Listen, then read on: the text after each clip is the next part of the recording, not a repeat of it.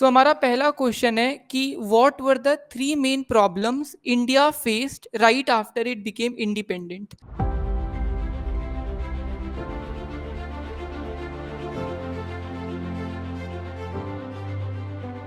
सो देखो हमारे पढ़ने का तरीका क्या होगा। हम एक एक करके एक एक क्वेश्चंस को डिस्कस करेंगे, लेकिन हम बहुत डिटेल में नहीं जाएंगे क्योंकि अब बहुत टाइम नहीं हमारे पास। हम क्या उसका समरी है वो देखेंगे, क्योंकि अब तो टाइम है कि आप ये खुद से बताओ आंसर्स। पहला क्वेश्चन है हमारा कि क्या मेन प्रॉब्लम्स थी जब इंडिया इंडिपेंडेंट होता है। तो पहली प्रॉब्लम हमको आती है डाइवर्सिटी की। इंडिया एक बहुत डाइवर्स कंट्री, आपको पता ही है, हमारे यहाँ पे डाइवर्सिटी बहुत है। और इतनी डाइवर्स कंट्री को एक साथ यूनाइटेड रखना काफ़ी मुश्किल था। हमारे यहाँ पे लैंग्वेज, कास्ट, कलर, क्रीड, अलग अलग बेसिस पे डाइवर्सिटी देखने को मिलती है। इसीलिए पहला और इमीडिएट चैलेंज आया कि इस डाइवर्स कंट्री को यूनाइटेड रखना है। दूसरी चीज, हमें डेमोक्रेसी भी इस्टेब्लिश करनी थी, क्योंकि हमारे फ्रीडम के टाइम पे लीडर्स ने बार बार ये बोला था कि हमें एक डेमोक्रेटिक कंट्री बनानी है। तो हमने एक कॉन्स्टिट्यूशन को बनाया, जिस कॉन्स्टिट्यूशन ने फंडामेंटल राइट्स को दिया, यूनिवर्सल एडल्ट फ्रेंचाइज को दिया, डीपीएसपी आपने सुना होगा, directive principle of state policy. इस तरह की जो राइट्स हमने दी ताकि एक डेमोक्रेटिक कंट्री बनाई जा सके। तो हम देख रहे हैं कि तीन चैलेंजेस इंडिया को फेस करने पड़ रहे थे आज़ादी के तुरंत बाद। पहला, यूनिटी इन डाइवर्सिटी, आपको समझ में आ गया। इंडिया एक बहुत डाइवर्स कंट्री है, यहाँ डाइवर्सिटी बहुत है, लैंग्वेज, कल्चर, रिलीजन, अलग अलग बेसिस पर। तो पहला और इमीडिएट चैलेंज आया कि एक यूनिफाइड कंट्री बनाना है। दूसरा, डेमोक्रेसी को इस्टेब्लिश करना है, जिसके लिए हमने कॉन्स्टिट्यूशन को बनाया, फंडामेंटल राइट्स को बनाया और हमने यूनिवर्सल एडल्ट फ्रेंचाइज दी। अब तीसरी प्रॉब्लम थी कि हमें सभी का डेवलपमेंट करना है। क्यों? क्योंकि इंडिया का इतिहास अगर आप देखोगे तो हमारे यहाँ पे तरह तरह के डिस्क्रिमिनेशन हुए हैं। कास्ट डिस्क्रिमिनेशन हमारे यहाँ पे हुआ है, लैंग्वेज के बेसिस पे आजकल कितनी लड़ाई चल रही है, तमिल, मराठी, हिंदी। तो ऐसे में हमें एक ऐसी कंट्री बनानी है जहाँ पे इंक्लूसिव डेवलपमेंट हो सके, जहाँ हर एक रीजन का डेवलपमेंट हो, हर एक कैटेगरी के लोगों का डेवलपमेंट हो। इसीलिए हमने बोला इंक्लूसिव डेवलपमेंट करना जरूरी है। तो तीसरा चैलेंज क्या था कि सभी का डेवलपमेंट होना चाहिए और सभी का वेलबींग होना चाहिए। और इसीलिए हमारे कॉन्स्टिट्यूशन के अंदर इक्वालिटी की बात की गई है और हमने एससी एसटी को रिजर्वेशन भी दिया, आपको पता है। तो ये तीन चैलेंजेस समझ में आ गए। अगले क्वेश्चन पर आते हैं। अगला क्वेश्चन है कि ब्रिटिश इंडिया के क्या क्या कॉन्सिक्वेंस थे। ब्रिटिश इंडिया के में जब पार्टीशन हुआ तो पार्टीशन के क्या कॉन्सिक्वेंसेस थे, आपने देखा 1947 वो ऐसा ईयर था जहां पे ब्रिटिश इंडिया को दो पार्ट्स में बांट दिया गया। एक अपना इंडिया बन गया, एक अपना पाकिस्तान बन गया। और ये जो डिवीजन हुआ ये अचानक से हुआ, आज़ादी तक लोगों को पता ही नहीं था वो कौन से देश के पार्ट हैं। आपने ये भी देखा होगा कि पार्टीशन करते वक्त चार प्रॉब्लम्स आई थी। कौन कौन सी? फोर प्रॉब्लम्स आई थी। पहली प्रॉब्लम थी कि कोई भी एक पर्टिकुलर एरिया नहीं है जहां पे मुस्लिम लोग मेजॉरिटी में हैं। दूसरा, सभी मुस्लिम स्टेट्स जो हैं या सभी मुस्लिम लीडर्स जो हैं वो पाकिस्तान का पार्ट नहीं बनना चाहते। फिर हमने देखा पंजाब और बंगाल को भी हमें डिवाइड करना पड़ा डिस्ट्रिक्ट लेवल पे जाके। और फिर माइनॉरिटी की दिक्कत आई क्योंकि माइनॉरिटीज दोनों कंट्री में फंस गई थी। तो ब्रिटिश इंडिया का जब पार्टीशन हुआ तो पहला उसका जो कॉन्सिक्वेंस था वो था बहुत बड़े स्केल पे माइग्रेशन होता है और डिस्प्लेसमेंट होता है। करीबन 80 लाख लोग माइग्रेट करते हैं और न्यू बॉर्डर की ओर जाते हैं। इंडिया में कौन माइनॉरिटी था? इंडिया में मुस्लिम्स, और पाकिस्तान के अंदर हिंदूज और सिख, दोनों माइनॉरिटीज फंस चुके थे और उनको बॉर्डर क्रॉस करना था। अराउंड 80 लाख रिफ्यूजीज आप देख रहे हो, मेनली मुस्लिम्स पाकिस्तान में, हिंदू और सिख इंडिया के अंदर। अब इनके ऊपर बहुत वायलेंस हो रहा था, एट्रोसिटी हो रही थी। आपने देखा पार्टीशन की वजह से वायलेंस हो रहा है, करीबन 5 to 10 लाख लोगों को मारा गया इन क्लैशेस में। सब कुछ क्लियर है क्या? ये बार बार आप लोग बोलते हो ना, क्लास बड़ी डिस्टर्ब हो जाती है, फिर मेरा ध्यान बढ़ जाता है। पहले आप लोग क्लियर कर दो कि क्या अच्छे से आवाज आ रही है, सब कुछ दिख रहा है अच्छे से, स्क्रीन दिख रही है, जूम अच्छे से हो गया है क्या? लास्ट बार पूछ रहा हूं, जूम अच्छे से दिख रहा है? सारा पीडीएफ मिल जाएगा, ये सारी बातें हम क्लास के एंड में करेंगे। बार बार बोलने से क्या है ना, क्लास में मन नहीं लगता, फिर आप क्या ही पढ़ाओगे। देखो वापस से हम स्टार्ट करते हैं। हमने बोला पार्टीशन क्या है। ब्रिटिश इंडिया को हमने दो पार्ट्स में बांटा था, एक इंडिया और एक पाकिस्तान। फिर हमने देखा इसके कॉन्सिक्वेंस क्या है। पहला डिस्प्लेसमेंट होता है, नियरली 80 लाख लोगों का। वायलेंस हुआ जिसमें 5 to 10 लाख लोगों की डेथ होती है। वायलेंस ही पर्टिकुलरली किस पे होता है, वुमेन्स के ऊपर देखने को मिलता है। आपने ऑनर किलिंग सुना होगा, फैमिली वाले अपने ही फीमेल मेंबर्स को मार दे रहे थे। ये सब देखने को मिला, और जो लोग सरवाइव कर जाते हैं वो कहते हैं कि ये सिर्फ एक जमीन का बंटवारा नहीं था, बल्कि ये दिलों का बंटवारा था, डिवीजन ऑफ हार्ट था। कुछ कुछ ऐसी सिटीज हैं जैसे कि अमृतसर, कोलकाता, लाहौर, ये कम्युनल जोन्स बन गए। ये क्या होते हैं, मतलब ये जो शहर हैं ये बॉर्डर के पास हैं, और इसीलिए ये अलग अलग कम्युनिटीज में डिवाइड हो गए पार्टीशन के समय। हिंदू लोग मुस्लिम्स की कम्युनिटी में जाने से अपने आप को रिफ्रेन करते, और मुस्लिम्स लोग हिंदू की कम्युनिटी में ना जाया करते। ये सब क्यों हो रहा है, क्योंकि दो ऐसी कम्युनिटीज जो कभी पड़ोसियों की तरह रहती थी वो अब लड़ाई पे उतर आई हैं। अगला प्रॉपर्टी और एसेट्स का भी डिवीजन होता है। जितनी भी इकोनॉमिक प्रॉपर्टी थी, लाइक रेलवे, पैसा वगैरह, सब दो भाग में बढ़ गया। इनफैक्ट शुरू शुरू में तो पाकिस्तान के पास अपना कोई बैंक भी नहीं था, तो रिजर्व बैंक ऑफ इंडिया ही उसके लिए नोटें वगैरह छापा करता था। तो इकोनॉमिक मामले में भी दो पार्ट्स में बंटवारा हुआ। जो लोग बॉर्डर क्रॉस करके पहुंच भी गए उनको रिफ्यूजी कैंप्स में रहना पड़ा टेम्पररी तरह से। तो ये तो हो गया कॉन्सिक्वेंसेस के बारे में। यहां तक आपको क्लियर होगा, एक आउटलाइन दिमाग में बना लो कि पहला तो वायलेंस होता है, दूसरा डिस्प्लेसमेंट होता है, division of heart, communal zones, women के ऊपर ऑनर किलिंग हो रही है। ये कुछ पॉइंट्स आप लिख सकते हो। अगला क्वेश्चन है हमारा, सरदार पटेल का क्या रोल रहा। सरदार पटेल का क्या रोल रहा, सरदार पटेल का क्या रोल था इंडिया को यूनाइटेड कंट्री बनाने में। हमारे डेप्यूटी प्राइम मिनिस्टर भी थे, तो इन्होंने इंपॉर्टेंट रोल प्ले किया। इनको आयरन मैन भी कहते हैं, सही कह रही है नंदिनी। स्टैच्यू ऑफ यूनिटी इनके नाम पे क्यों बनाया गया, क्योंकि आजादी के बाद हमारे देश को यूनाइटेड रखने में पटेल का एक इंपॉर्टेंट रोल रहा। इनके अंदर एक स्किलफुल परसुएशन थी। इसका मतलब है कि इनके अंदर ये टैलेंट था कि इन्होंने 500 प्लस प्रिंसली स्टेट्स को परसुएट किया, और बहुत पीसफुली इन्होंने क्या बोला कि आप हमारे इंडिया में ज्वाइन कर जाओ। ये भी आपने पढ़ा कि majority of the princely state India का पार्ट बन गए। और उस समय करीबन 565 प्रिंसली स्टेट थे जो कि बहुत कॉम्प्लेक्स हुआ करते थे। जैसे सौराष्ट्र रीजन के अंदर 119 स्मॉल स्टेट्स और 14 बिग स्टेट्स हुआ करते थे। तो सरदार पटेल ने क्या सोचा, सरदार पटेल की जो कंसिडरेशन है वो तीन चीजों पर डिपेंड कर रही थी। पहली, मोस्ट ऑफ द लोग जो है वो इंडिया का पार्ट बनना चाह रहे थे। प्रिंसली स्टेट्स के अंदर मोस्ट ऑफ द जो लोग थे वो इंडिया का पार्ट बनना चाह रहे थे। हमारी गवर्नमेंट भी फ्लेक्सिबल थी कि हम ऑटोनॉमी दे सकते हैं। ऑटोनॉमी यानी थोड़ी बहुत सेल्फ इंडिपेंडेंस हम दे देंगे, जैसा हमने मणिपुर में किया और नॉर्थ ईस्ट स्टेट्स में किया। इसके बाद हमने ध्यान दिया नेशनल यूनिटी के ऊपर, क्योंकि पार्टीशन भी हो गया, इंडिया का बंटवारा भी हो गया, तो अब हमको अपने टेरिटरीज को प्रोटेक्ट करना है ताकि आगे चल के कोई और इस तरह की कंडीशंस ना इमर्ज करें। तो ये बिल्कुल बेसिक क्वेश्चन है। यहाँ पे 4 मार्कर क्वेश्चन आ सकता है सरदार पटेल के ऊपर। आगे हम बात करेंगे हैदराबाद की। आगे हम हैदराबाद की बात करेंगे। हैदराबाद इंडिया का पार्ट कैसे बना, इसके लिए देखता हूं मैं व्हाइट बोर्ड चल रहा है क्या। एक सेकेंड। यस, अब हम हैदराबाद की बात करते हैं। तो आपने पढ़ा होगा कि हैदराबाद कैसा है, लार्जेस्ट प्रिंसली स्टेट हुआ करता था, सबसे बड़ा। इसके रूलर को क्या कहा करते थे, इसके रूलर को क्या कहते, Nizam. Nizam one of the richest man था, करेक्ट। निजाम क्या डिमांड करता है, क्या डिमांड करता है कि हैदराबाद को कैसा करना है, इंडिपेंडेंट रखना है। इंडिपेंडेंट, यस, हैदराबाद को इंडिपेंडेंट रखना है। लेकिन क्या ये सही था कि हमारे इंडिया की इस तरह से बीचों बीच, अगर हम इंडिया के बीचों बीच इस तरह से हैदराबाद को एक अलग कंट्री बना देते, तो क्या ये इंडिया के लिए सही होता, क्या हमारी सिक्योरिटी ना खराब हो जाती, हमारी टेरिटोरियल इंटीग्रिटी हार्म हो जाती। इसीलिए सरदार पटेल ने बोला कुछ भी करना पड़ जाए, साम दाम दंड भेद, हैदराबाद तो इंडिया का ही पार्ट बनेगा। उन्होंने शपथ ले ली कि अब तो हैदराबाद को हम इंडिया का पार्ट बना के ही रहेंगे। और निजाम भी अच्छा नहीं था, निजाम अपने लोगों को बहुत ऑप्रेस किया करता था। निजाम लोगों पे बहुत अत्याचार करता, स्पेशली पीजेंट्स पे और वुमेन पे। करेक्ट, सौमिकी ने सही बोला, रजाकर।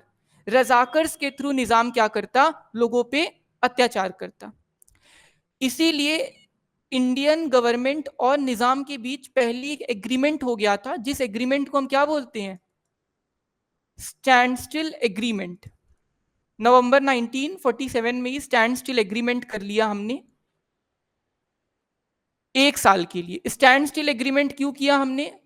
स्टैंड स्टिल मतलब क्या होता है, यहां कौन बताएगा? स्टैंड स्टिल,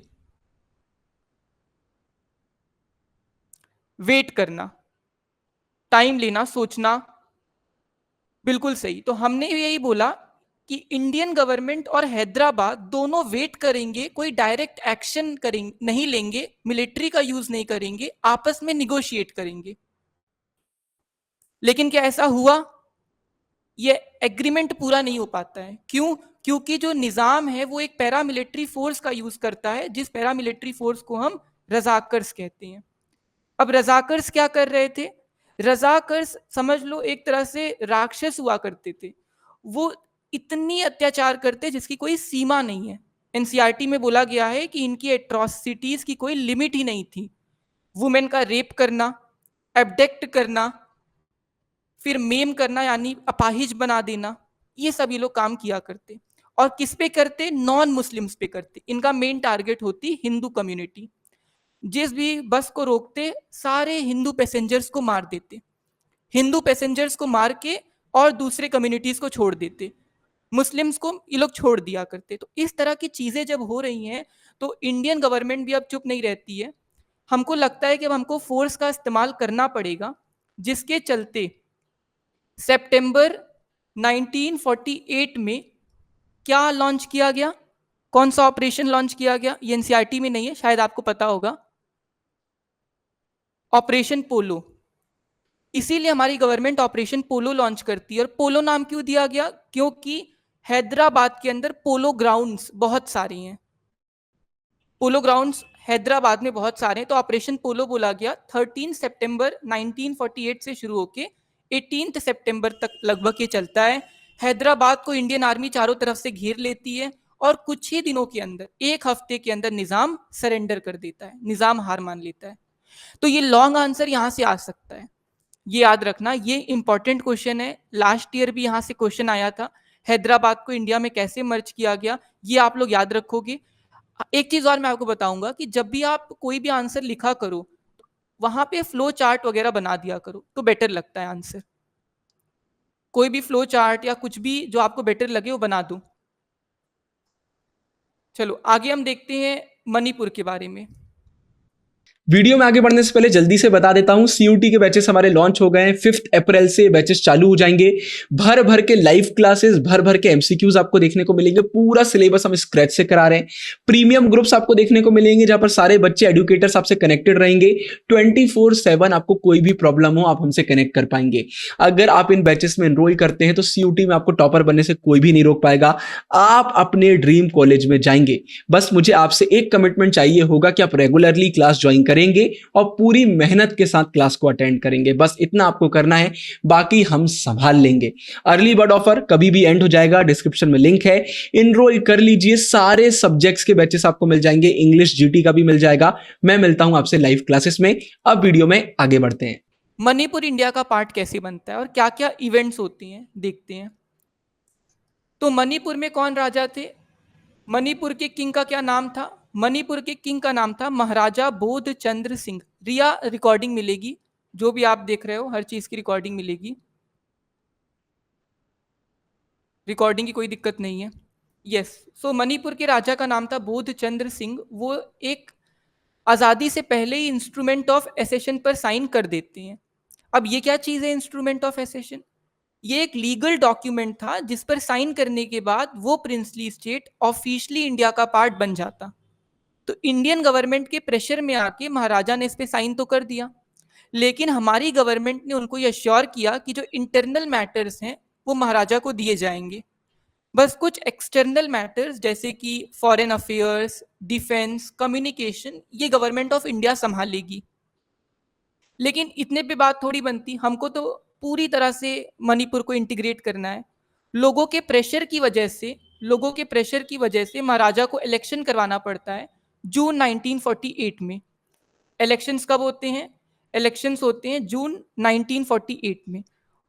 और मणिपुर वो पहला राज्य बन गया जहां पे यूनिवर्सल एडल्ट फ्रेंचाइज की मदद से इलेक्शंस करवाए गए थे। तो यहां से मैप वाला क्वेश्चन आ सकता है, यहां से मैप वाला क्वेश्चन आ सकता है कि वो कौन सा ऐसा स्टेट है जहां पे पहली बार यूनिवर्सल एडल्ट फ्रेंचाइज के माध्यम से इलेक्शन करवाया गया। अब इलेक्शन तो हो गया, लेकिन उसके बाद यहाँ की लेजिस्लेटिव असेंबली में काफी डिसएग्रीमेंट थे। एक तरफ थी मणिपुर कांग्रेस जो ये चाहती थी कि इंडिया मणिपुर में एकदम मर्ज हो जाए, लेकिन दूसरी पॉलिटिकल पार्टीज इसको अपोज कर रही थी। लेकिन आखिरी में गवर्नमेंट ऑफ इंडिया ने बहुत प्रेशर डाला, जिसके चलते हुए सितंबर 1949 में मणिपुर क्या हो गया, इंडिया का पार्ट बन गया। स्नेहा आप बिल्कुल सही कह रहे हो, इसके जो रिप्रिकॉशंस हैं वो आज भी देखने को मिलते हैं, जो एक प्रेशर है वो आज ही मणिपुर के ऊपर फेस हमें देखने को मिलता है। अच्छा आप बताओ, आज के टाइम पे मणिपुर में कोई सीएम है क्या? आज के टाइम पे मणिपुर में कोई सीएम है क्या? नहीं, अभी मणिपुर में प्रेसिडेंट रूल लगा हुआ है, कुछ ही दिन पहले लगा। तो वही चीज है, मणिपुर में जो हुआ वो आज भी हमको देखने को मिल रहा है। तो पहला चैप्टर हमारा हो गया, यही इंपॉर्टेंट क्वेश्चन बन सकते थे। वापस से मैं एक बार रिपीट कर दे रहा हूं, क्या क्या हमने देखा। सबसे पहले 3 चैलेंजेस जो इंडिया ने फेस किए, क्या क्या बताओगे आप 3 चैलेंजेस के अंदर? पहला डेमोक्रेसी, डाइवर्सिटी और डेवलपमेंट, बर्ड। फिर हमने देखा अगला कि हैदराबाद और मणिपुर को कैसे इंटीग्रेट किया गया, हमने सरदार पटेल के बारे में पढ़ा। ये इंपॉर्टेंट क्वेश्चन है जो यहाँ से आ सकते हैं। और हमने कॉन्सिक्वेंसेस भी पढ़े थे पार्टीशन की। तो देखो ये इंपॉर्टेंट क्वेश्चन है, ये नहीं कहना है कि सब कुछ कंप्लीट हो गया। अभी बहुत सारे ऐसी चीजें जो हमने नहीं पढ़ी हैं और वो हम पढ़ेंगे भी नहीं, क्योंकि ये क्लास सिर्फ इंपॉर्टेंट क्वेश्चन के लिए है। हाँ कुशागर, ये पीडीएफ मिलेगा, मैं लाइव वाले ग्रुप पे शेयर कर दूंगा, लाइव क्लास वाले टेलीग्राम पे भी शेयर कर देंगे गुरु भैया। दूसरा क्वेश्चन है कि इलेक्शन कमीशन को, अगला क्वेश्चन है इलेक्शन कमीशन को क्या चैलेंजेस आए फ्री और फेयर इलेक्शंस करवाने में। ये भी एक इंपॉर्टेंट क्वेश्चन है। पहला चैलेंज क्या है, डीलिमिटेशन। डीलिमिटेशन मतलब क्या होता है, बाउंड्रीज को ड्रॉ करना, अलग अलग कॉन्स्टिट्युएंसीज की बाउंड्रीज को ड्रॉ करना, इसमें काफी समय लगा। दूसरा इलेक्टोरल रोल। इलेक्टोरल रोल मतलब क्या होता है, एलिजिबल वोटर की लिस्ट तैयार करनी पड़ती है कि कौन कौन वोट दे सकता है, तो वो हमें तैयार करनी पड़ी। तीसरी दिक्कत आई कि वुमेन का रिप्रेजेंटेशन यहाँ पे खतरे में आ गया। क्यों? क्योंकि जो पहला ड्राफ्ट क्रिएट किया गया था उसमें नियरली 40 लाख वुमेन्स का नाम ही नहीं लिखा गया। जैसे स्नेहा का नाम नहीं लिखा गया, स्नेहा के फादर का नाम लिख दिया गया। इस तरह से चीजें हो रही, तो इलेक्शन कमीशन ने इसको रिजेक्ट कर दिया कि गलत है। अगली दिक्कत क्या आ रही है कि हमारी कंट्री का साइज बहुत बड़ा है और इलेक्शन जो करवा रहे हैं तो बहुत इलिटरेसी है। 17 करोड़ एलिजिबल वोटर्स हैं, जिसमें से सिर्फ 15% लिटरेट हैं। मतलब 17 करोड़ वोट देने वालों में से सिर्फ 15% ऐसे हैं जिनको पढ़ना लिखना आता है। तो एक ऐसी कंट्री जहां पे बिल्कुल लिटरेसी नहीं है, वहां पे इलेक्शन करवाना एक बहुत बड़ा काम था, जिसके लिए 3 लाख से ज्यादा ऑफिसर्स को ट्रेन किया गया, पोलिंग स्टाफ को ट्रेन किया गया, जिन्होंने फिर इलेक्शंस को करवाया। अच्छा एक बात और जान लो, ये चैप्टर का वेटेज है 4 मार्क्स, तो यहाँ पे मैक्सिमम 4 मार्क्स का ही क्वेश्चन आएगा। तो जो ये पॉइंट्स दिए गए हैं ना, ये पॉइंट्स आप पढ़ लेना, इतना काफी होगा, इनफ होगा। 489 लोकसभा मेंबर्स। चलो अगले क्वेश्चन पे चलते हैं। अच्छा अगला क्वेश्चन भी बहुत इंपॉर्टेंट है कि इंडिया ने आज़ादी के समय यूनिवर्सल एडल्ट फ्रेंचाइज को दिया। ये क्या होता है पहले आप लोग बताओ, यूनिवर्सल एडल्ट फ्रेंचाइज। इसका मतलब होता है कि जितने भी कंट्री के अंदर एडल्ट सिटीजन होंगे उन्हें वोटिंग राइट दिया जाएगा। उस समय पे इसको 21+ कहा जाता था, 21+। उस समय पे 21+ था, अभी के टाइम पे क्या है, 18+ है। तो सभी 18 या 18+ है। तो यूनिवर्सल एडल्ट फ्रेंचाइज मतलब सभी adult citizens irrespective of their caste, colour, gender, religion, उनको वोटिंग राइट दी जाएगी। पेपर में आप यही लिखना 18+, आज के टाइम जो है 18 और 18+, 18 या 18+। सो इंडिया में यूनिवर्सल एडल्ट फ्रेंचाइज को देना बोल्ड और रिस्की क्यों है? लाइव ग्रुप वाले जो बच्चे उनको पता होगा कि इस क्वेश्चन को हमने 10 बार कर लिया है लाइव ग्रुप के अंदर। लेकिन यहाँ पे आप देखो पहली दिक्कत क्या आ रही है, ये बहुत पुअर और इलिटरेट कंट्री है। इंडिया में क्या दिक्कत है, गरीबी बहुत है और इलिटरेसी अभी आप देख रहे हो सिर्फ 15% लोग लिटरेट हैं। और उस समय ये बिलीव किया जाता कि जो प्रॉस्परस कंट्रीज हैं यूरोप की, नॉर्थ अमेरिका की, वहीं पे सिर्फ डेमोक्रेसी सरवाइव कर सकती है। लोगों को लग रहा था भारत जैसे गरीब देश में लोकतंत्र आ नहीं सकता है। इनफैक्ट यूरोप में भी वोटिंग राइट्स उस समय तक नहीं दिए गए थे वुमेन को, लेकिन इंडिया दे रहा था, तो इस चीज को बोल्ड कहा गया। बहुत रिस्क था, इंडिया का मजाक बन सकता था नेशनल लेवल पर, इंटरनेशनल लेवल पे मजाक बनाया भी गया। इंडियन एडिटर ने कहा कि ये तो बिगेस्ट गैम्बल है। गैम्बल मतलब क्या है, जुआ, बहुत सारा पैसा इंडिया लूज कर देगा और बदनामी सहेगा। लेकिन ऐसा कुछ नहीं हुआ। पहला इलेक्शन बहुत सक्सेसफुल था, सभी ने इसको एक्सेप्ट किया। चलो अगले क्वेश्चन पे आते हैं। कांग्रेस का जो रूल है इंडिया के अंदर वो दूसरे कंट्रीज से क्यों डिफरेंट है?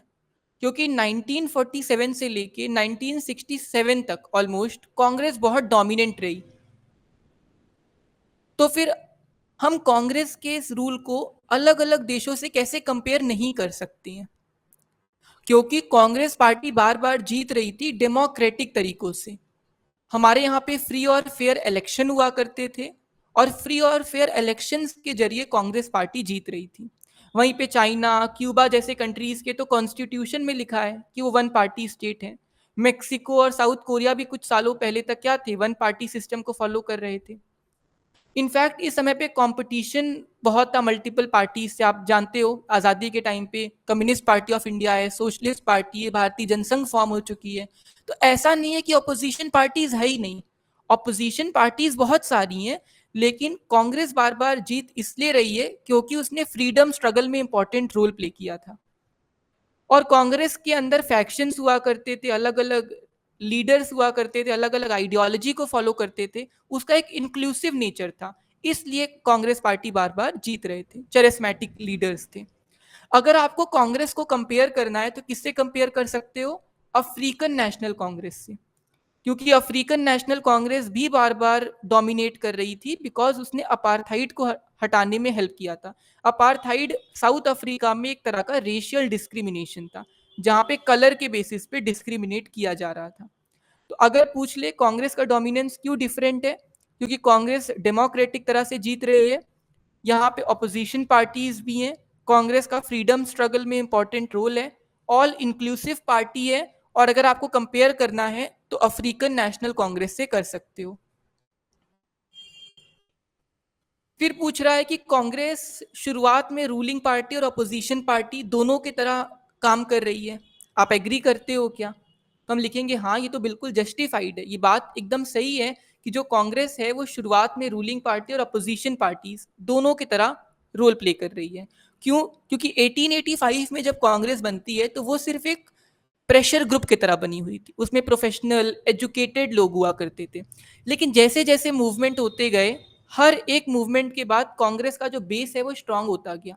Non cooperation movement, civil disobedience, quit India movement, जो एकदम निचले वर्ग के लोग थे जैसे कि पीजेंट्स हो गए, लेबर हो गए, वर्कर्स हो गए, वो भी अब कांग्रेस को ज्वाइन करने लगते हैं।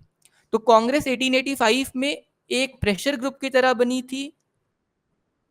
शुरुआत में एजुकेटेड और अपर क्लास लोग हुआ करते थे, लेकिन बाद में क्या हुआ, जो गरीब से गरीब लोग हैं वो भी कांग्रेस का पार्ट बनने लगे। जो निचले वर्ग के लोग हैं, पीजेंट्स, लेबर, वो भी कांग्रेस का पार्ट बनने लगे। दूसरा, कांग्रेस में इंक्लूसिव नेचर है, अभी हमने डिस्कस किया। अलग अलग भाषा बोलने वाले लोग कांग्रेस का पार्ट थे, male female, irrespective of their gender, caste, colour, सभी लोग कांग्रेस का पार्ट हैं। फिर कांग्रेस एक गठबंधन की तरह देखने को मिल रही है, जिसको आपने बोला है कोलिजन, जिसको आप कह रहे हो कोलिजन। लेकिन क्या कांग्रेस एक कोलिजन थी? नहीं, वो एक कोलिजन जैसी थी, जिसको आप कहते हो ना रेनबो लाइक कोलिजन। हर तरह के शेड्स देखने को मिल रहे थे, हर तरह की आइडियोलॉजी देखने को मिल रही थी, right wing, left wing, radical, conservative, revolutionary, जो लोग शांति में विश्वास करते हैं, जो लोग थोड़े से गर्मजोशी होते हैं, जो पुराने ख्याल के लोग होते हैं, जो रिवॉल्यूशनरी हैं, जो क्रांतिकारी हैं, जो कि मेजॉरिटी को सपोर्ट कर रहे हैं, जो माइनॉरिटीज की हक की बात करें, हर तरह के लोग कांग्रेस का पार्ट थे। इसी को फैक्शन बोला गया। कांग्रेस अलग अलग फैक्शन से बटी हुई थी, हर फैक्शन की आइडियोलॉजी डिफरेंट थी, आपस में लोग डिबेट करते, डिस्कस करते, और इसीलिए शुरुआत में कांग्रेस रूलिंग पार्टी और अपोजिशन पार्टी दोनों की तरह काम कर रही थी। इसी को हम कांग्रेस सिस्टम कहते हैं। चलिए अगले क्वेश्चन पर। अब अपोजिशन पार्टीज का क्या रोल रहा, ये तो बहुत इजी क्वेश्चन है। अपोजिशन पार्टीज का क्या रोल होता है? डेमोक्रेसी को मेंटेन करना।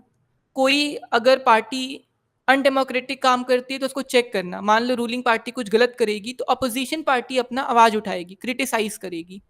और आज़ादी के समय बहुत सारी अपोजिशन पार्टीज थी, मल्टी पार्टी सिस्टम हुआ करता था, आप तो जानते ही हो। कि हाँ, चेक और बैलेंस मेंटेन करना, बिल्कुल सही, चेक और बैलेंस करना। एक अल्टरनेटिव भी हमारे पास रहता। अल्टरनेटिव क्या है? मान लो कांग्रेस अनडेमोक्रेटिक हो गई तो हमारे पास एक अल्टरनेटिव है कि हम किसी और को भी चूज कर सकते हैं। फिर ये फ्यूचर लीडर्स को भी नर्चर करने का काम कर रही है। जो अपोजिशन पार्टीज थी लाइक भारतीय जनसंघ, उन्होंने बहुत बहुत इंपॉर्टेंट लीडर्स को ग्रूम किया है, नर्चर किया है। और शुरुआत में क्या था, कांग्रेस और अपोजिशन के बीच एक म्यूचुअल रिस्पेक्ट भी हुआ करती थी। जवाहरलाल नेहरू ने जयप्रकाश नारायण को इनवाइट किया गवर्नमेंट ज्वाइन करने के लिए। तो आज क्या है, आज की पार्लियामेंट में एकदम लड़ाई होती रहती है, एकदम मछली बाजार हो गया है, मारपीट होती रहती है। उस समय ऐसा नहीं था, बहुत शांति से रिस्पेक्ट के साथ कांग्रेस और अपोजिशन पार्टीज डील करती। तो अपोजिशन पार्टीज ने यही सब लिखना है, चेक एंड बैलेंस मेंटेन करना, डेमोक्रेसी को इनकरेज करना, एक अल्टरनेटिव प्रोवाइड करना, म्यूचुअल रिस्पेक्ट ये लोग दिखाती थी। और ये लोग फ्यूचर लीडर्स को ग्रो कर रही थी, ग्रूम कर रही थी। अगले चैप्टर पे हम आ गए हैं, पॉलिटिक्स ऑफ प्लान डेवलपमेंट। ये सबसे इंपॉर्टेंट क्वेश्चन है। What were the two paths of development India could have taken after independence? यानी आजादी के बाद इंडिया के पास कौन से दो पाथ ऑफ डेवलपमेंट थे? पहला, या तो हम कैपिटलिस्ट पाथ को फॉलो कर सकते थे। कैपिटलिस्ट पाथ क्या है? इसका मतलब होता है, कैपिटल शब्द से डिराइव्ड है। कैपिटल मतलब होता है मनी, यानी हमें प्रॉफिट बनाना है, गवर्नमेंट कम इंटरफेयर करेगी सोसाइटी के अंदर, प्राइवेट इंडस्ट्रियलिस्ट को इंकरेज किया जाएगा ताकि हमारी, हाँ, पैसा पैसा हो, बहुत तेजी से पैसा इंक्रीज करे, इकोनॉमी बढ़े। ये कौन फॉलो करता था कैपिटलिज्म उस टाइम पे? कैपिटलिज्म उस टाइम पे यूएसए। और दूसरा ऑप्शन था हमारे पास सोशलिस्ट पाथ को फॉलो करना, एक इगैलिटेरियन सोसाइटी बनाना, एक इक्वल सोसाइटी बनाना जहां पे रिच और पुअर के बीच में गैप ना हो, लैंड रिफॉर्म्स करना, सोसाइटी में वेलफेयर करना। इसको कौन फॉलो कर रहा है? USSR, Soviet union. लेकिन इंडिया ने क्या चूज किया? अब क्वेश्चन में पूछ रहा है कि इंडिया ने क्या चूज किया, तो इंडिया ने दोनों को ही नहीं चूज किया, हमने मिक्स्ड इकोनॉमी को चूज किया।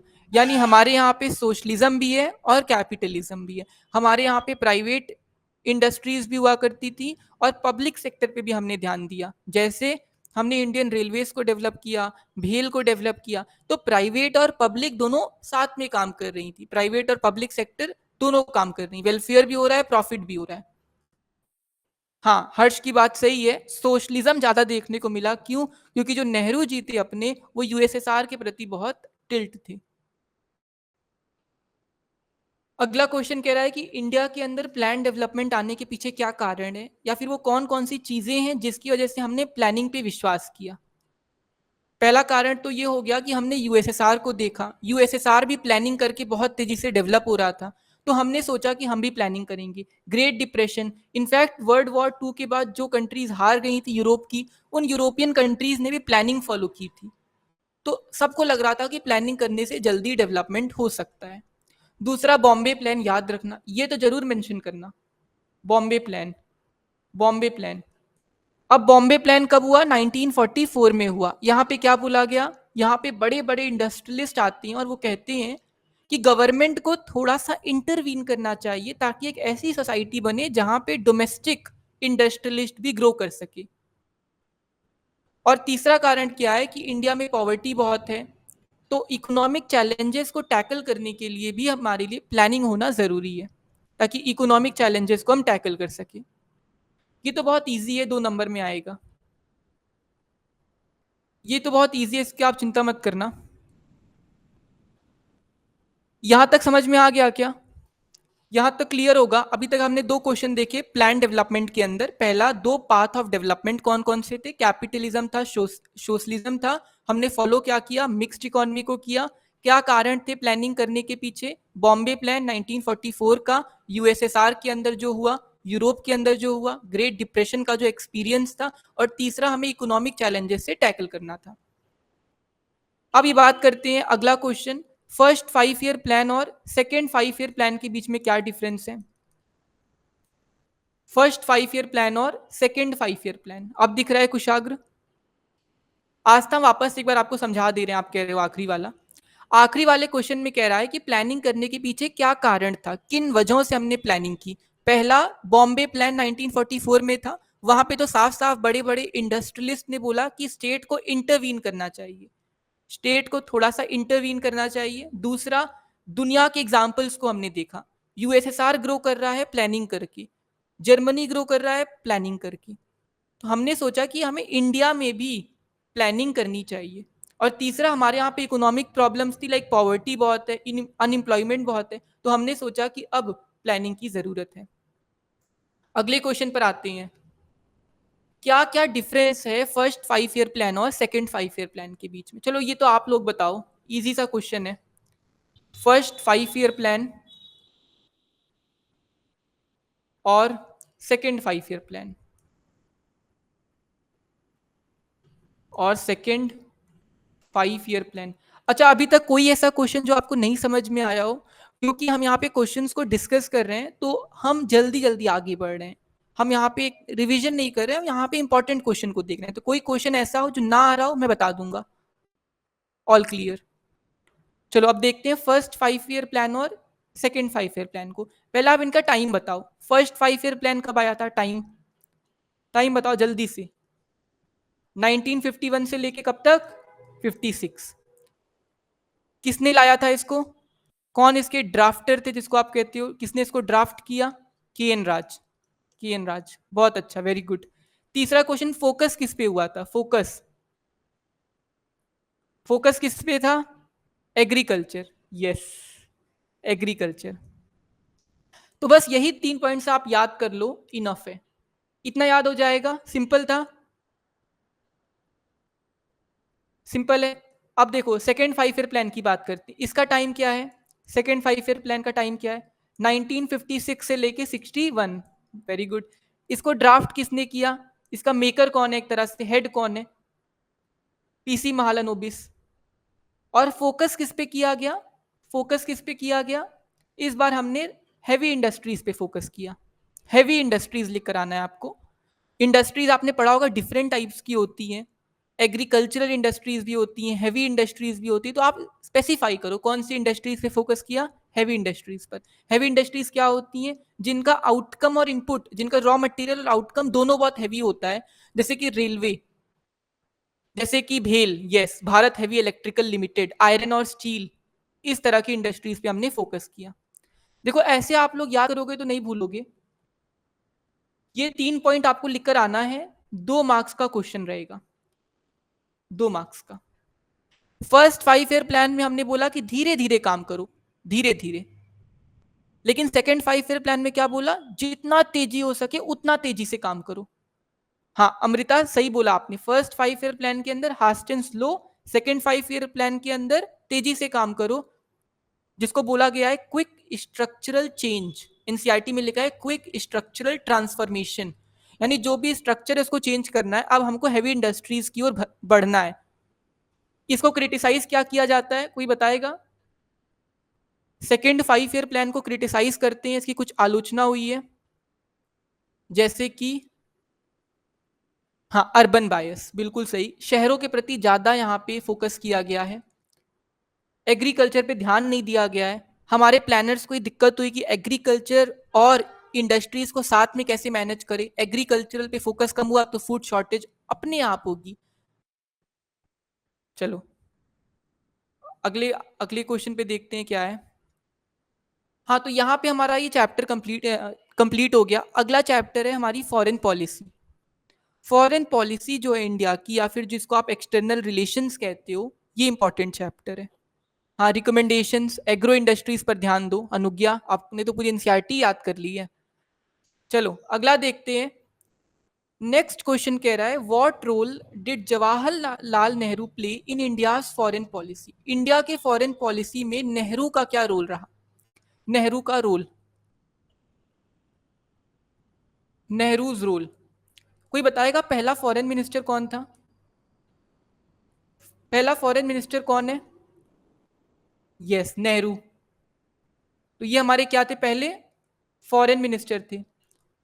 पहला प्राइम मिनिस्टर कौन था? ये तो बहुत इजी है, नेहरू थे। बिल्कुल सही। कब से कब तक थे ये बताओ अब, कब से कब तक थे? 1946 में इंटरिम गवर्नमेंट से लेके कब तक थे? 1964 तक थे। यस, तो 1946 से लेके 1964 तक नेहरू ने ही प्राइम मिनिस्टर का रोल प्ले किया और हमारी फॉरेन पॉलिसी को शेप किया है। नेहरू की जो फॉरेन पॉलिसी है उसके अंदर 3 ऑब्जेक्टिव्स हैं। ये बहुत इंपॉर्टेंट है, इसको रट लो। अभी जाओ बुक खोलो और इसको एकदम रट लो, इसको नहीं छोड़ना है। 3 ऑब्जेक्टिव हैं इनके फॉरेन पॉलिसी के अंदर। यस, पहला सोवनिटी। सोवनिटी क्या होती है? मतलब संप्रभुता। हमारे पास इतनी पावर होनी चाहिए कि हम अपने कंट्री को खुद से गवर्न करें, कोई बाहर से इंटरफियर ना कर सके। हमें इंडिया को ऐसा बनाना है कि कोई एक्सटर्नल पावर हमें इंटरफेयर ना कर सके। दूसरी बात किसकी की गई? दूसरी बात की गई टेरिटोरियल इंटीग्रिटी की, यानी हमें भारत की सीमाओं की रक्षा करनी है। जो भी भारत की सीमा है, जो बाउंड्री है, उसको बचा के रखना है, वरना दुश्मन बैठे हुए हैं पाकिस्तान, चाइना, वो कब हम पे हमला कर दे। और तीसरा क्या था? Economic development. यस, जागृति, वेरी गुड। इकोनॉमिक डेवलपमेंट करना है। इकोनॉमिक डेवलपमेंट कैसा होना चाहिए? अर्थव्यवस्था, हमारी इकोनॉमी ऐसे डेवलप करो, अर्थव्यवस्था ऐसे डेवलप करो कि सोशल जस्टिस भी हो। सिर्फ हमें डेवलपमेंट डेवलपमेंट नहीं करना है, सोशल जस्टिस पे भी ध्यान देना है। यहां तक समझ में आ गया? 3 चीजें हो गई। हाँ, वेलफेयर और सोशल जस्टिस भी करना है। सोशियो जस्टिस और इक्वालिटी साथ में लेकर चलनी है। सोवनिटी, टेरिटोरियल इंटीग्रिटी और इकोनॉमिक डेवलपमेंट। अब बात करते हैं नेहरू का और क्या रोल रहा? नैम। अब ये क्या नई चीज आ गई? NAM, non aligned movement. इसका मतलब था कि जैसे ही सेकेंड वर्ल्ड वॉर खत्म होता है, दुनिया में 2 सुपर पावर आ गई, एक तो यूएसए और एक यूएसएसआर। दोनों के बीच में क्या शुरू हो गया? Cold war. कोल्ड वॉर एक आइडियोलॉजिकल वॉर था जिसमें यूएसए और यूएसएसआर दोनों अपने अपने कैंप को बना रहे थे। जैसे आपने स्कूल में देखा है, गैंग होती है, 2 गुंडे होते हैं, उनकी अपनी गैंग होती है। अपने गैंग में नहीं आओगे तो एक मारेंगे, तो वो गैंग बन रही थी। और इस समय पे सारी कंट्रीज यूएसए या फिर यूएसएसआर इनके गैंग को ज्वाइन कर रहे थे। इनके गैंग मतलब क्या? इनके ग्रुप को ज्वाइन कर रहे थे। लेकिन इंडिया में नेहरू ने बोला ना, हम यूएसए का पार्ट बनेंगे ना यूएसएसआर को हम ज्वाइन करेंगे, हम इंडिपेंडेंट रहेंगे। नॉन अलाइंड मतलब हम किसी के साथ नहीं जुड़ेंगे, हम अपना एक इंडिपेंडेंट स्टेटस लेकर चलेंगे।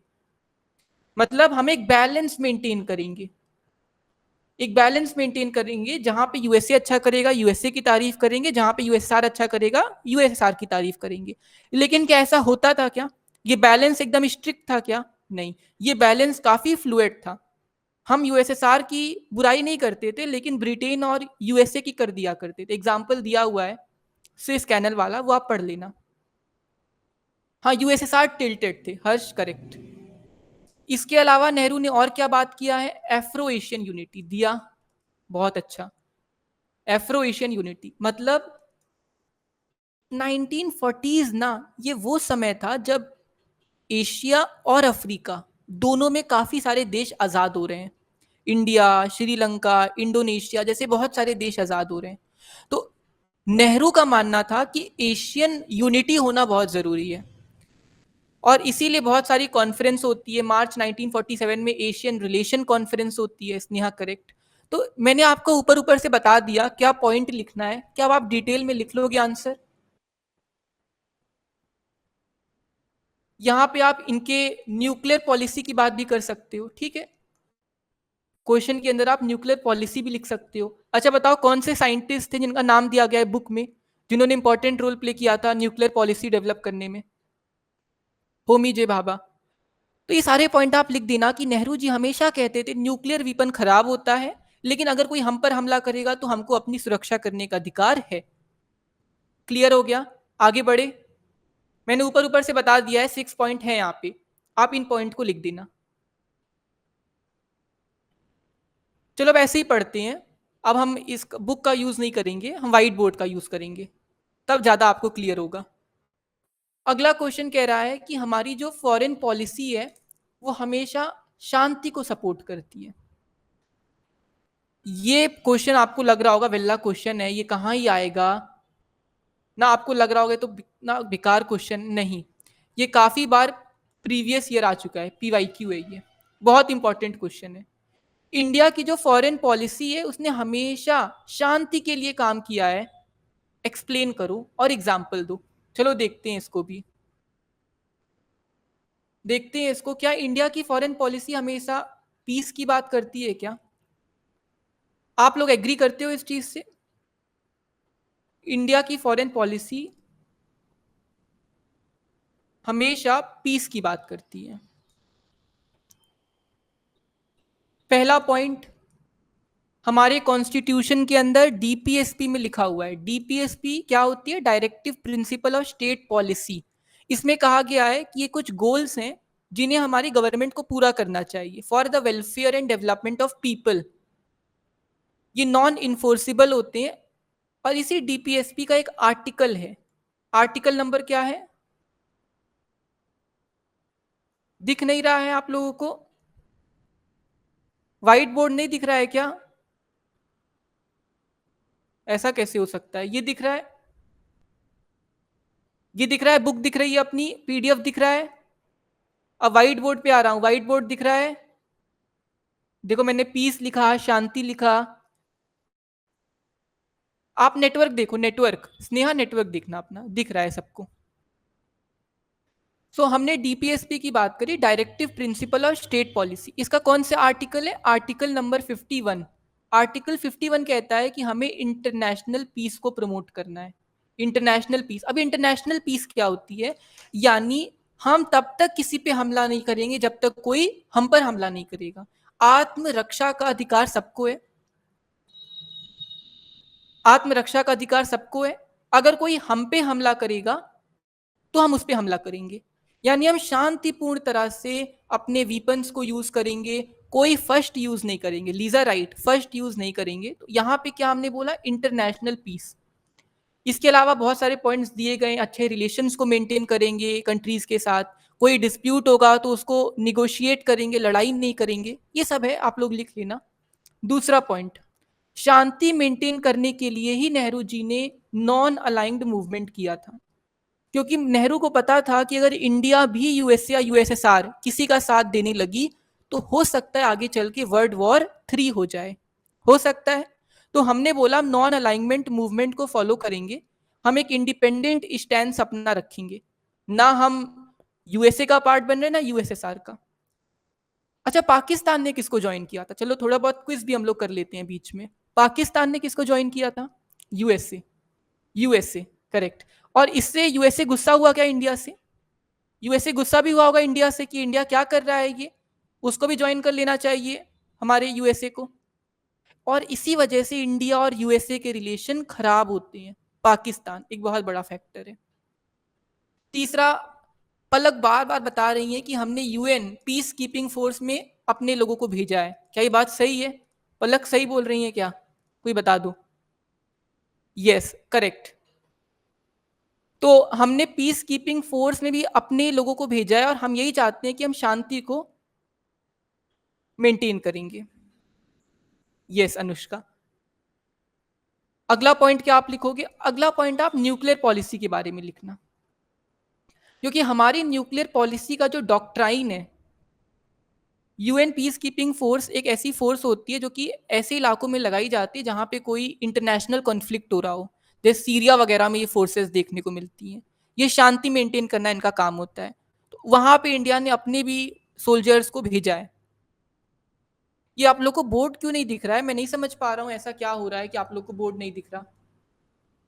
नेटवर्क एकदम अच्छा है, देखो अपना नेटवर्क देखो आप लोग, क्योंकि हो सकता है क्लास लाइव चल रही है तो बहुत नेटवर्क लगता है, आप एक बार चेक करना अपना इंटरनेट। तो न्यूक्लियर पॉलिसी में आप लिखोगे किसके बारे में, हमने बोला है नो फर्स्ट यूज, पहला यूज नहीं करेंगे, कोई हम पे हमला करेगा तभी हमला करेंगे।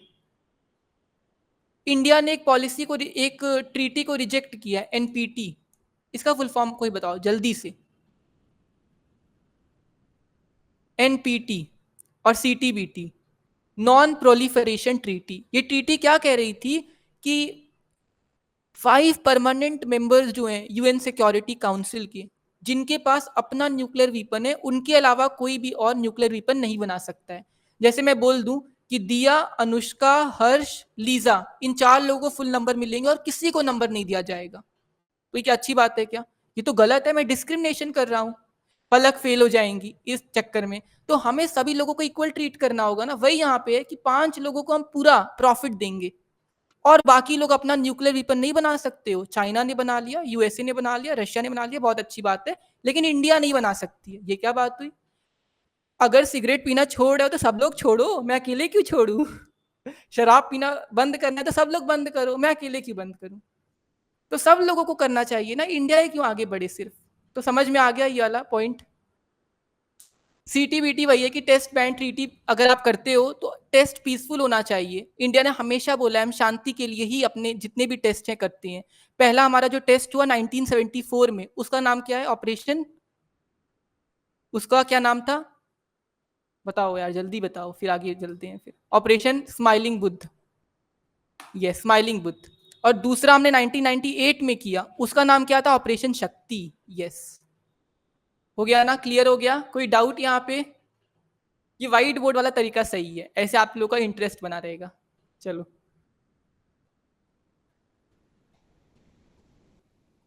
अगले क्वेश्चन पर आते हैं।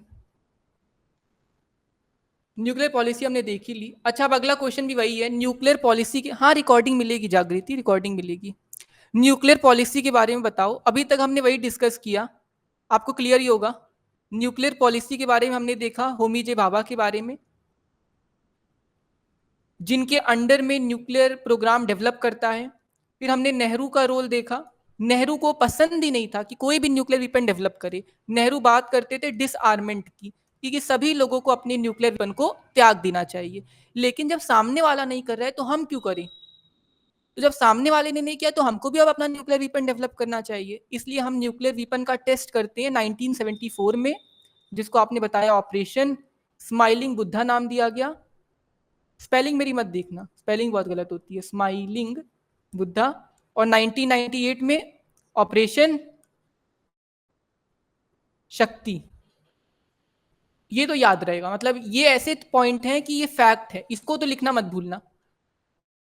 इसके अलावा आप बता सकते हो एनपीटी के बारे में कि नॉन प्रोलिफरेशन ट्रीटी को हमने रिजेक्ट कर दिया 1968 में। जो बोला गया, हमने बोला ये एक डिस्क्रिमिनेशन है, डेवलपिंग कंट्रीज को डिस्क्रिमिनेट किया जा रहा है। सीटीबीटी जैसी भी ट्रीटीज हैं उनमें कहीं ना कहीं डेवलपिंग और छोटे देशों को डिस्क्रिमिनेट किया गया, तो हमने उनको साइन ही नहीं किया। नेहरू किस पे विश्वास करते थे? साइंस और टेक्नोलॉजी के ऊपर।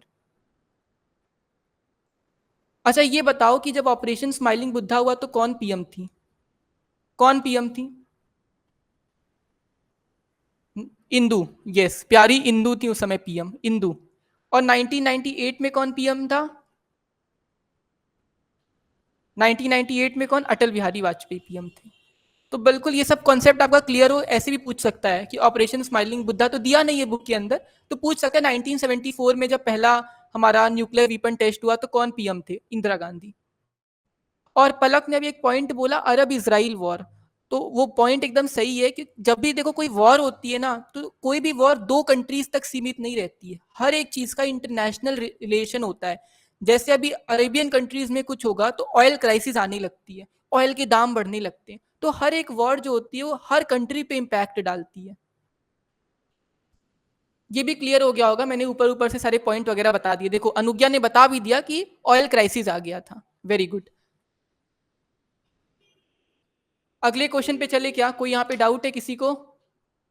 कुछ पूछना है क्या यहाँ पे?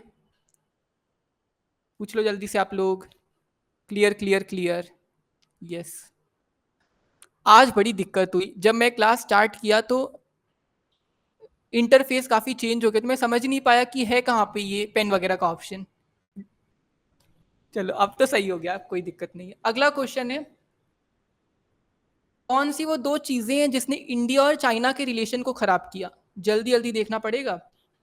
इंडिया और चाइना के रिलेशन को कौन सी दो चीजों ने खराब किया? प्यारी इंदू, लाइव क्लास वाले बच्चे जानते होंगे इंदू का मतलब क्या है, मेरी प्यारी इंदू। इंडिया और चाइना, दो चीजें होती हैं इनके बीच में, दो चीजें जिसने इनके रिलेशन को खराब किया। पहला, तिब्बत का इशू। तिब्बत को चाइना ने कब इन्वेड किया, कौन से ईयर में? बहुत इंपॉर्टेंट है, पिछले 3-4 साल से लगातार पूछ रहा है, चाइना ने तिब्बत को कब इन्वेड किया? 1950, 1950 याद कर लो। और दूसरा डेवलपमेंट क्या होता है? Boundary dispute.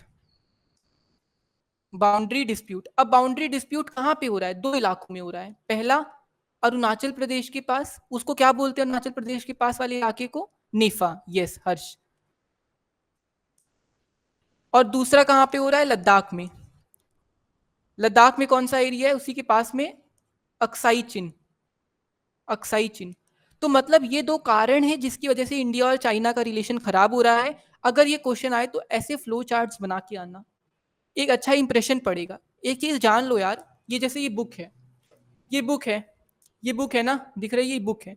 अब इस बुक को सब पढ़ते हैं, लेकिन इसी बुक से कोई अच्छा नंबर कैसे पाता है, कोई बुरा नंबर कैसे पाता है? सभी इस बुक को पढ़ रहे हैं। ये आपके लिखने पे डिपेंड करता है। आप बहुत पढ़ के गए हो लेकिन अच्छा लिख नहीं पाओगे तो फिर दिक्कत हो जाएगी। आप अच्छा लिखने का प्रयास करो। भाई अनुज्ञा बहुत पढ़ के गई थी, लेकिन अगर वो अच्छा नहीं लिख पाई तो कैसे चेक करने वाले को मालूम चलेगा कि वो अच्छी बच्ची है बुरी बच्ची है? तो आपको लिखना आना चाहिए, जिसके लिए आप लोग फ्लो चार्ट वगैरह बना दिया करो ऐसे ऐसे। ठीक है, समझ में आ गया क्या? तिब्बत 1950 में चाइना इसको इन्वेड कर ले रहा है, और फिर बाउंड्री डिस्प्यूट हो गया, और अरुणाचल और अक्साई चिन का हो गया। चलो आगे। वैसे ये बुक नहीं है, ये कैलकुलेटर है। अब कह रहा है कि वॉर का क्या सीन है, वो तो आपने डिटेल में पढ़ा होगा हमारे लेक्चर्स के अंदर। मैं शॉर्ट में बता देता हूं कि जब क्यूबन मिसाइल क्राइसिस पे दुनिया का दिमाग फंसा हुआ था, तो चाइना है शातिर, वो धीरे से अक्टूबर 1962 में इंडिया पे कर देता है अटैक। इंडिया तैयार ही नहीं था कि अटैक क्यों हो रहा है, इंडिया तो रेडी ही नहीं था कि अटैक क्यों हो रहा है। लेकिन अब अटैक हो गया तो हमें तुरंत अपनी आर्मी वगैरह को भेजना पड़ा। चाइना बहुत चालाक है। और इस तरह से फिर हमारे जो भी नॉर्थ ईस्टर्न साइड में अरुणाचल प्रदेश के पास वाले जो इलाके हैं, वहां पे चाइना इन्वेड करते करते करते करते असम के अपर प्लेन्स तक आ गया था, असम के ऊपर तक आ गया था। लेकिन बाद में क्या हुआ कि सीज फायर होता है, मैं बिल्कुल शॉर्ट में बताऊंगा क्योंकि टाइम नहीं है अपने पास। देखो वही सब यहाँ लिखा हुआ है। लेकिन बाद में चाइना क्या करता है? सीज फायर करता है। अक्टूबर 1962 की बात हो रही है। अक्टूबर 1962 चाइना अटैक कर रहा है इंडिया के ऊपर। चाइनीज फोर्सेस अरुणाचल प्रदेश के एरियाज को कैप्चर करते करते असम तक आ गई। लद्दाख में भी हमने रोकने की कोशिश की, लेकिन क्या हम रोक पाए? क्या रोक पाए? क्या हम लद्दाख में? अक्साई चीन आज हमारा पार्ट है क्या? एक इंटीग्रल पार्ट है, याद रखना। लेकिन आज वो चाइना के कंट्रोल में है। अक्साई चीन इंडिया का एक इंटीग्रल पार्ट है, एक इंपॉर्टेंट हिस्सा है, लेकिन चाइना उस पर बैठा है। क्या कर सकते हैं? तो ये सारी चीजें हो रही हैं। आगे चाइना पे बहुत प्रेशर डाला गया यूएन वगैरह की तरफ से, और फिर चाइना सीज फायर करता है। चाइना का मकसद आप देखो क्या था? चाइना का मकसद था इंडिया की बेइज्जती करना। अरे मैं एक पढ़ रहा था, कोई आर्टिकल पढ़ रहा था, उसमें लिखा कि जब ऐसे होता है तो नेहरू जी शॉक हो गए। नेहरू जी क्या बोलते हैं हिंदी चीनी भाई भाई? तो नेहरू जी शॉक हो गए। नेहरू जी गए पंडित जी के पास और बोलने लगे यज्ञ करवाओ पंडित जी, हवन करवाओ जल्दी से, पता नहीं क्या हो रहा है हमारे ऊपर। तो उस हवन हवन करवाया गया, सच में सच बात है ये। और इंदिरा गांधी वहां पे गई, वो यजमान बनती हैं। तो ये सारी चीजें मजाक की। लेकिन फिर सीज फायर हो गया। यूनिलेटरल सीज फायर क्यों किया गया? इंडिया की इमेज बहुत खराब हो गई। National humiliation. हम गए थे उन अंग्रेजों के पास मदद मांगने के लिए, यूएसए के पास हम गए थे हेल्प लेने के लिए। सोवियत यूनियन इस समय न्यूट्रल रहा, आस्तीन का सांप निकला। पॉलिटिकल चेंजेस क्या आए? नेहरू को भी बहुत क्रिटिसिज्म फेस करना पड़ा। डिफेंस मिनिस्टर जैसे कि वी कृष्ण मेनन वो रिजाइन कर देते हैं। कांग्रेस कुछ इलेक्शंस भी हार जाता है। इनफैक्ट पहली बार नो कॉन्फिडेंस मोशन भी पास किया गया था कांग्रेस के खिलाफ। तो ये सारी चीजें आप लोग को याद होंगी। सीपीआई स्प्लिट कर जाती है चाइना के नाम पे, पॉलिटिकल मूड बदलने लगा देश का। यस, 1962 में ही। यहां पे मैं एक ओवरव्यू दे रहा हूं, आपको क्लियर हो गया। आगे बढ़ते हैं नेक्स्ट क्वेश्चन पर। मेजर डिस्प्यूट्स क्या है इंडिया और पाकिस्तान के बीच में? चलो वापस एक बार डिस्कस कर लेते हैं, इंडिया और चाइना वाला वापस से डिस्कस करते हैं एक बार। दो डेवलपमेंट्स हुए, तिब्बत और बाउंड्री डिस्प्यूट। वॉर कब हुआ, कौन बताएगा? वॉर की शुरुआत कब हुई? अक्टूबर 1962 में। पलक, यस, 1962 में। अक्साई चीन वाला एरिया आज भी चाइना के पास है। पहले से ही चाइना ने वहां पे स्ट्रैटेजिक रोड्स वगैरह को बनाना शुरू कर दिया था, ताकि जल्दी जल्दी अच्छा अटैक किया जा सके। अटैक करते करते अरुणाचल प्रदेश से असम तक आ गया। बाद में क्या किया गया? यूनिलेटरल सीज फायर किया गया, लेकिन इंडिया की इमेज खराब हो गई। इंडिया किससे मदद मांगने गया? ब्रिटेन से, यूएसए से। बेइज्जती हुई हमारी कि देखो भाई, इंडिया इतना बड़ा देश हो कि अपने आप को प्रोटेक्ट नहीं कर पा रहा है। वो सब पलक आपने पढ़ा होगा डिटेल में, 1 महीने बाद, 2 महीने बाद, 3 महीने बाद, वो सब हम नहीं पढ़ पाएंगे यहाँ पे। फिर ये हो गया। अगला आप देख रहे हो कि नेशनल ह्यूमिलेशन होता है, कांग्रेस काफी सारे इलेक्शन में हार भी जाती है। एक चीज यहाँ पे ये भी आया कि इसके बाद जो इलेक्शन होते हैं 1967 में, वहां पे पॉलिटिकल मूड चेंज होने लगा। ये भी क्लियर है। वी कृष्ण मेनन कौन से मिनिस्टर थे? V Krishna Menon defence minister थे, उनको रिजाइन करना पड़ा। तो यही सब पॉइंट्स आपको लिख कर आना है। अगर 6 मार्क्स का क्वेश्चन है तो बेसिक ये 8-10 पॉइंट लिख देना, हो जाएगा। No confidence motion, yes. Nehru का क्रिटिसिज्म हुआ, ये तो आप लोग याद है आप लोगों को। आगे हम बात करने वाले हैं इंडिया और पाकिस्तान के रिलेशन को। इंडिया और पाकिस्तान के रिलेशन को, इनके बीच जो वॉर हुआ, इंडिया पाकिस्तान स्प्लिट भी होता है सीपीआई में, यस। सीपीआई और सीपीआई एम बन जाती है, मार्क्सिस्ट। देखो, इंडिया और पाकिस्तान में जो भी लड़ाई की शुरुआत है वो कौन से मुद्दे पे हुई है? कश्मीर। इन दोनों के बीच में एक जो सबसे बॉइलिंग पॉइंट है वो है कश्मीर। वो आपने डायलॉग सुना होगा ना, दूध मांगोगे तो खीर देंगे, कश्मीर मांगोगे तो चीर देंगे। लेकिन अब एक नया डायलॉग मुझे आ गया है। नया डायलॉग है, ना दूध देंगे ना खीर देंगे, कश्मीर मांगोगे तो लाहौर भी छीन लेंगे। तो इसे संभल के रहो। इंडिया और पाकिस्तान के बीच पहला तो भाई कश्मीर, सारी लड़ाइयां कश्मीर से शुरू होती हैं और कश्मीर पे ही खत्म हो जाती हैं। कश्मीर, यस। तो अगर देखो एमसीक्यू आता है यहाँ से, प्रीवियस से मैंने देखा था, हर्ष मैंने बोला कि एमसीक्यू आता है यहाँ से कश्मीर के ऊपर। पूछता है कि इंडिया और पाकिस्तान के बीच में सबसे बॉइलिंग मुद्दा कौन सा है, तो आप कश्मीर लिखोगे। 1947 में आजादी के तुरंत बाद पाकिस्तान ने एक प्रॉक्सी वॉर की शुरुआत कर दी। प्रॉक्सी वॉर क्या था? पाकिस्तान आर्मी ने नहीं ज्वाइन किया था, बल्कि पाकिस्तान ने कुछ आतंकवादियों को मोटिवेट किया था। उन आतंकवादियों ने, उन ट्राइबल इन्फिल्ट्रेटर्स ने इंडिया पर अटैक कर दिया। तो एक क्वेश्चन ये भी बन सकता है, एसर्शन में आपको दे देगा कि पाकिस्तान ने डायरेक्टली अटैक किया था 1947 में। तो क्या ये एसर्शन सही होगा? क्या डायरेक्टली अटैक किया था? ये गलत होगा। अगर ये लिख कर आएगा कि ट्राइबल इन्फिल्ट्रेटर्स ने अटैक किया था, इनडायरेक्ट अटैक हुआ था, प्रॉक्सी वॉर हुआ, तब सही है। तो ये प्रॉक्सी वॉर चला, कश्मीर का मुद्दा था। अब जैसे मान लो ये कश्मीर है, इस कश्मीर में बहुत अंदर तक के ट्राइबल इन्फिल्ट्रेटर्स घुस आए थे। तो इस वाले पार्ट को आज भी हम पीओके कहते हैं, पाकिस्तान ऑक्यूपाइड कश्मीर, क्योंकि कश्मीर का हिस्सा आज भी उसी पाकिस्तान वालों के पास है और उसको लाइन ऑफ कंट्रोल कहते हैं। तो पहला तो दिक्कत ये हो गया। दूसरा आपने क्या देखा? वाटर ट्रीटी हुई थी। वाटर ट्रीटी कौन से रिवर के लिए हुई थी? कौन से रिवर के लिए? इंडस रिवर के लिए। इंडस रिवर के लिए, ये आपको याद रखना है। 1960 में हुई थी, 1960 में हुई थी। अगला क्या इनके बीच में बॉइलिंग पॉइंट है? 1965 में लड़ाई हुई, वापस से इंडिया और पाकिस्तान की। रन ऑफ कच्छ में हमला हुआ। फिर लाल बहादुर शास्त्री उस समय पीएम थे, तो वो लाहौर तक चले गए। तो 1965 के वॉर के बारे में आप मेंशन करोगे। देन क्या मेंशन करोगे? 1972 के लगभग, 1971 के लगभग जो बांग्लादेश क्राइसिस हुआ था, और आखिरी में 1999 कारगिल वॉर। मैं ऊपर ऊपर से बता दे रहा हूं ना यार, अब तुम लोग अंदर लिख लेना, इतना टाइम नहीं है अब।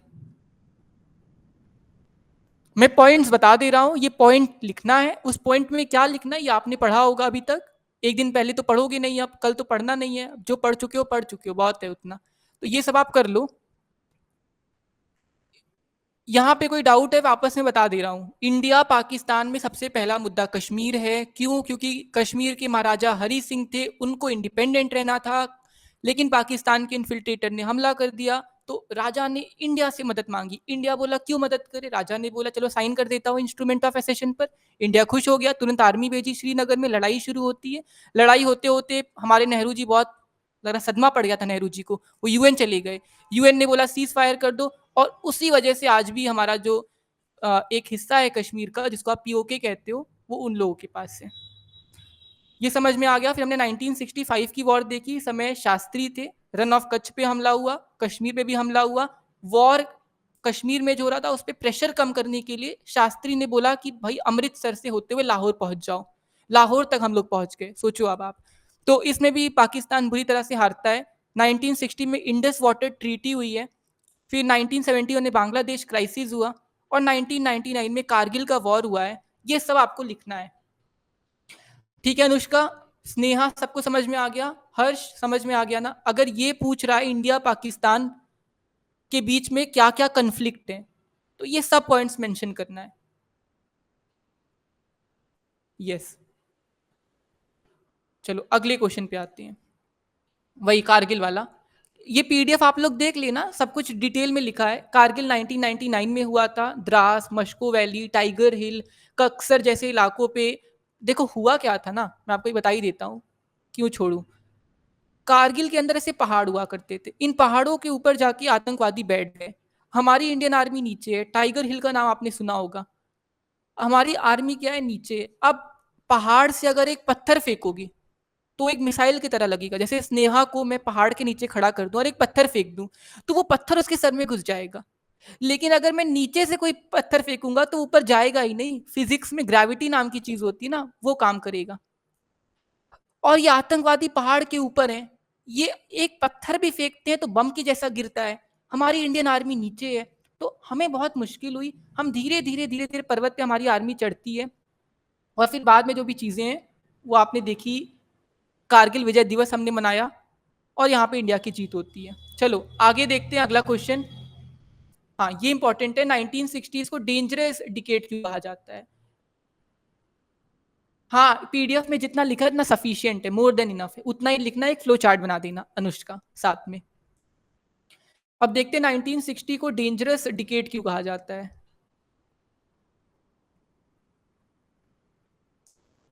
ऐसा क्या हुआ था 1960 में? देखते हैं ऐसा क्या हुआ था।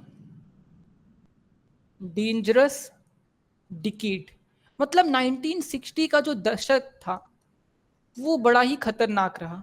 ऐसा क्या हुआ यहाँ पे? पहला, पॉलिटिकल प्रॉब्लम्स आई। पॉलिटिकल प्रॉब्लम्स में नई मई 1964 में नेहरू की डेथ हो गई। 2 साल बाद शास्त्री की डेथ हो गई।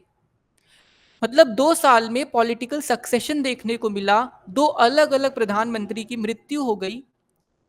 तो लोगों को लगा कि क्या स्टेबिलिटी मेंटेन हो पाएगी या नहीं हो पाएगी। इनफैक्ट बहुत सारे लोग तो नेहरू को लोकतंत्र से जोड़ते थे। बहुत सारे लोगों का मानना था कि नेहरू मतलब डेमोक्रेसी, और लोगों को ये शक हुआ कि नेहरू के जाने के बाद कहीं डेमोक्रेसी खत्म ना हो जाए, कहीं मिलिट्री रूल ना आ जाए। लेकिन ऐसा नहीं हुआ। बहुत मेच्योर तरह से हमने काम किया। कांग्रेस के लीडर्स ने बात करा और शास्त्री को बनाया पीएम। और शास्त्री के बाद सिंडिकेट लोगों ने चाल चली, उन्होंने सोचा चलो गूंगी गुड़िया को पीएम बना देते हैं। गूंगी गुड़िया आप समझ रहे हो किसको मैं बोल रहा हूं? इंदिरा गांधी को। फिर वो इंदिरा गांधी को बना देती हैं प्रधानमंत्री। तो पहला पॉलिटिकल प्रॉब्लम समझ में आ गया। कुशाग्र देखो, डेंजरस डिकेड बोला गया, पहला पॉलिटिकल प्रॉब्लम्स आती हैं। पॉलिटिकल प्रॉब्लम्स में क्या हुआ? नेहरू की डेथ हुई, लोगों को लगा डेमोक्रेसी सर्वाइव करेगी या नहीं करेगी। ठीक है, लेकिन सर्वाइव करती है, बहुत मेच्योरिटी हमें समझ में आती है। फिर शास्त्री जी पीएम बने, शास्त्री जी की डेथ हो गई, फिर हमने इंदू को पीएम बनाया। सब लग रहा था ये सच में गूंगी गुड़िया है। उनको बनाया ही गया था पीएम, क्योंकि सिंडिकेट को लगता था कुछ बोल नहीं पाती हैं, लेकिन पीएम बनते उन्होंने अपना दुर्गा वाला रूप दिखा दिया। दूसरा चीज, मल्टीपल क्राइसिस, बहुत सारे क्राइसिस चल रहे हैं इस समय, इकोनॉमिक क्राइसिस ही कह देता हूं चलो, जैसे पॉवर्टी है, गरीबी है। इंदिरा गांधी आने के बाद आपको याद होगा इंडियन रुपी को डिवैल्यूएट करती हैं, 5 से 7 रुपए कर देती है ना, तो पॉवर्टी बढ़ रही है, इन्फ्लेशन बढ़ रहा है, अनएम्प्लॉयमेंट बहुत है, अनएम्प्लॉयमेंट बहुत है। ये सारी चीजें याद रखना, इसको मत भूलना, पॉवर्टी, इन्फ्लेशन, अनएम्प्लॉयमेंट। तीसरा चीज क्या हो रहा है, इस समय पे कम्युनल और रीजनल एस्पिरेशंस डेवलप करना शुरू करती हैं, जो कि आपने रीजनल एस्पिरेशन में देखा ही है कि धीरे धीरे धीरे धीरे अब क्या हो रहा है, यहां से रीजनल एस्पिरेशन की शुरुआत हो रही है। और चौथा, इस डिकेड के अंदर एक नहीं दो लड़ाइयां हुई, एक 1962 में हुई चाइना के साथ और एक 1965 में हुई पाकिस्तान के साथ। ये तो क्लियर हो गया होगा डेंजरस डिकेड क्यों कहते हैं। पॉलिटिकल प्रॉब्लम्स आई, इकोनॉमिक प्रॉब्लम्स आई, कम्युनल प्रॉब्लम्स आई और दो दो लड़ाइयां हुई। अगला नेक्स्ट, मेन फीचर्स क्या है 1967 इलेक्शन का। भाई 1967 इलेक्शन का मेन फीचर देखो, पहला डिफेक्शन, आप लोग बोलो मैं बताता हूँ। डिफेक्शन, डिफेक्शन क्या है, जब एक इलेक्टेड रिप्रेजेंटेटिव अपनी पार्टी को छोड़ के, जिस पार्टी से इलेक्ट हुआ है उसको छोड़ देता है और किसी दूसरी पार्टी में चला जाता है। एग्जाम्पल के तौर पे, एग्जाम्पल हरियाणा का एक एमएलए था जिनका नाम है गयालाल, और इसी पे उनका नाम पड़ा आयाराम गयाराम। दूसरा, नॉन कांग्रेसिज्म। नॉन कांग्रेसिज्म क्या है, ये एक ऐसी आइडियोलॉजी है जिसमें बोला जाता है कि सभी ऑपोजिशन पार्टी साथ में आएंगी ताकि कांग्रेस का हराया जा सके और जो वोट बट रहे हैं ना उनको आपस में कलेक्ट किया जा सके। राम मनोहर लोहिया ने स्ट्रैटेजी को दिया था। हाँ, इलेक्टोरल कॉन्टेक्स्ट को पॉलिटिकल अर्थक्वेक बोला गया। क्यों बोला गया पॉलिटिकल अर्थक्वेक, क्योंकि पहली बार नेहरू के बिना ये इलेक्शन हो रहे हैं और बहुत शौक लगा। अभी तक कांग्रेस को सबसे ज्यादा कम सीटें मिलती हैं, मेजॉरिटी तो मिल गई लेकिन सीट सबसे कम मिलती है। 7 स्टेट्स में हार जाती है, 2 स्टेट्स में डिफेक्शन की वजह से सरकार नहीं बना पाती है। कौन सा एक स्टेट था जहां पे हारने के बाद भी वो गवर्नमेंट कांग्रेस बना लेती है मेजॉरिटी ना पाने के बाद भी? राजस्थान, राजस्थान, यस। तीसरा आप बता देना, यहाँ पे कोलिजन बहुत बनने लगते हैं, गठबंधन, जिनको क्या बोला गया है, संयुक्त विधायक दल। मतलब अलग अलग जो रीजनल पार्टीज हैं वो साथ में आ रही हैं और नॉन कांग्रेस पार्टीज बना रही हैं। एग्जाम्पल आप देख लेना, यूनाइटेड फ्रंट का दिया हुआ है पंजाब के अंदर, अकाली दल, मास्टर दल, सीपीआई, सीपीआईएम, भारतीय जनसंघ, सब उसका पार्ट बन गए थे। और चौथे में आप लिख देना, जो अभी अनुष्का ने बताया शायद से, पॉलिटिकल अर्थक्वेक। पॉलिटिकल अर्थक्वेक क्यों बोला गया, क्योंकि नेहरू के बिना इलेक्शन हो रहे हैं और सबसे कम सीट्स और वोट्स इस बार कांग्रेस पाती है। एकदम पतला सा मेजॉरिटी पा पाती है वो, लगभग 282 सीट्स लिखा है क्या बुक के अंदर, ऐसा ही समथिंग वो पाती है। चलो आगे देखते हैं 1969 के प्रेसिडेंशियल इलेक्शंस कैसे ये हमें जाहिर कर देते हैं कि कांग्रेस के अंदर कोई ना कोई दिक्कत चल रही है। ये बहुत इंपॉर्टेंट है। 1969 के प्रेसिडेंशियल इलेक्शन से कैसे मालूम चलता है कि कांग्रेस के अंदर कुछ दिक्कत चल रही है? चलो देखते हैं।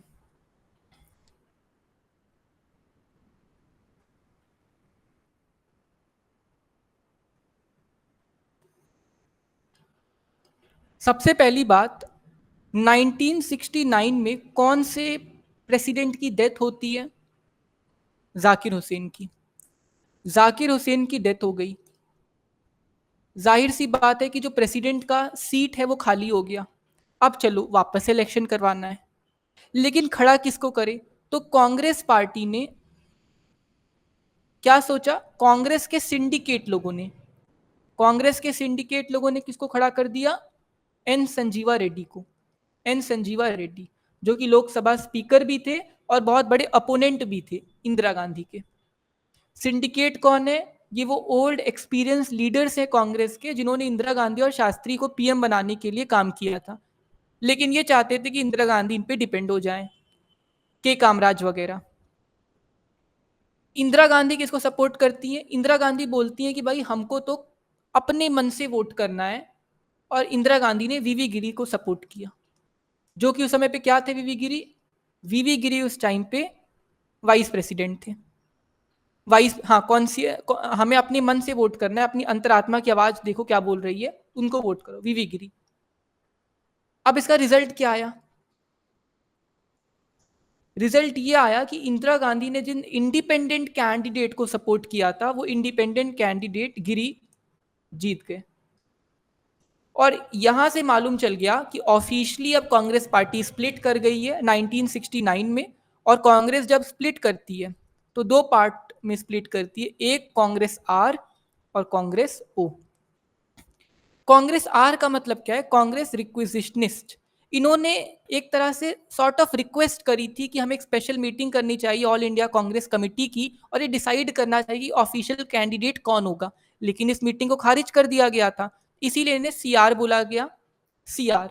और दूसरा है कांग्रेस ओ, यानी कांग्रेस ऑर्गेनाइजेशन, यानी कांग्रेस के जो पुराने बूढ़े लोग हैं, जो उसके एक्सपीरियंस्ड लोग हैं, जैसे इसके अंदर के कामराज वगैरह।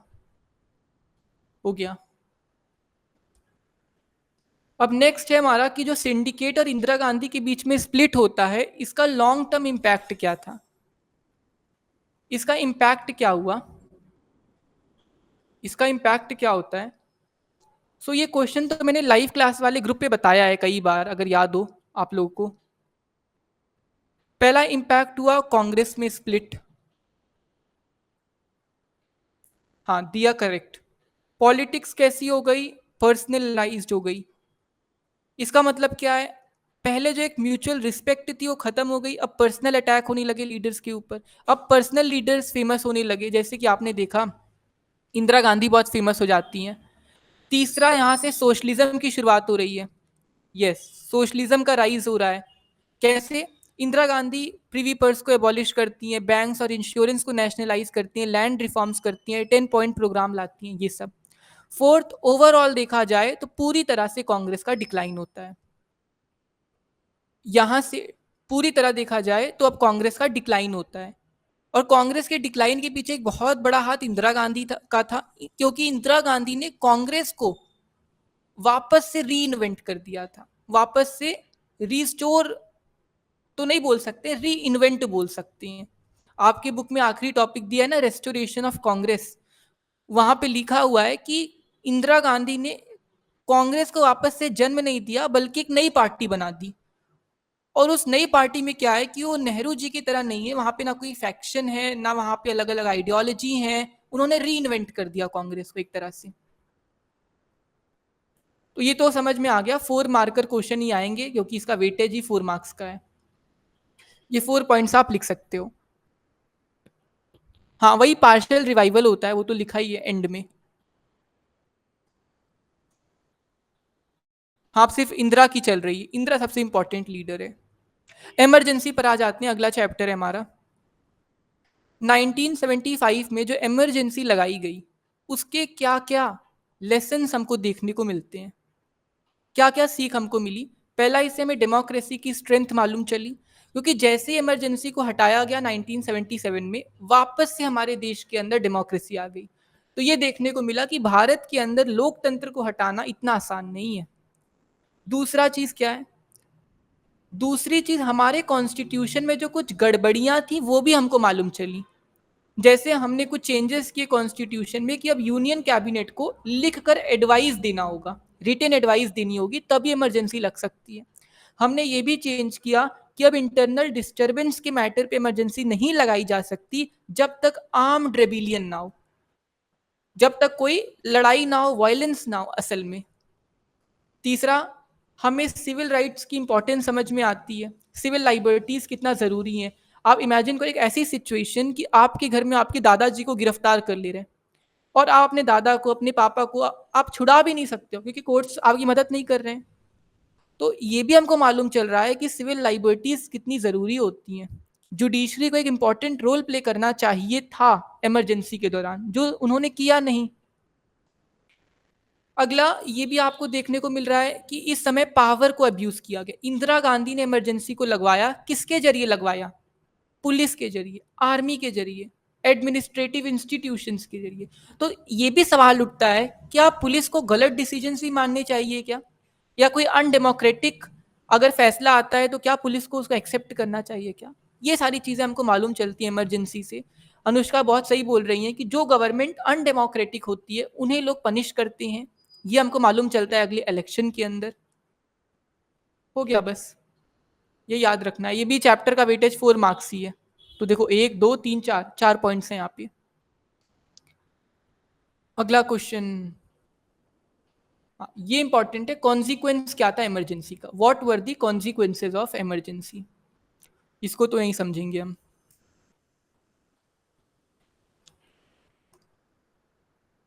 चलो सो इमरजेंसी जब लगी तो क्या क्या उसका इम्पैक्ट आया। हाँ पीडीएफ मिलेगा, पीडीएफ मिल जाएगा। पहला, प्रिवेंटिव डिटेंशन।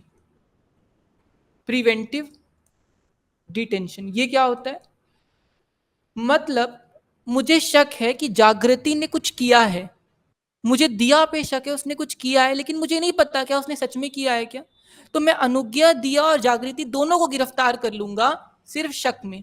मुझे शक हुआ कि अनुज्ञा हमारे देश के लिए खतरा है, आगे वो कुछ गलत कर सकती है, तो मैंने उसको पहले ही गिरफ्तार करके जेल में बंद कर दिया। ये होता है प्रिवेंटिव डिटेंशन। अब गिरफ्तार किया तो किया, अब मैंने हर्ष को जेल से बाहर निकलने का मौका भी नहीं दिया। हर्ष कह रहा है कि भाई हेबियस कॉर्पस का यूज कर लूंगा, मैं तो जज के सामने जाऊंगा और पूछूंगा कि मुझे क्यों गिरफ्तार किया। नहीं, हर्ष का ये भी प्लान खराब कर दिया, क्योंकि इमरजेंसी के दौरान हेबियस कॉर्पस भी नहीं यूज कर सकते हो।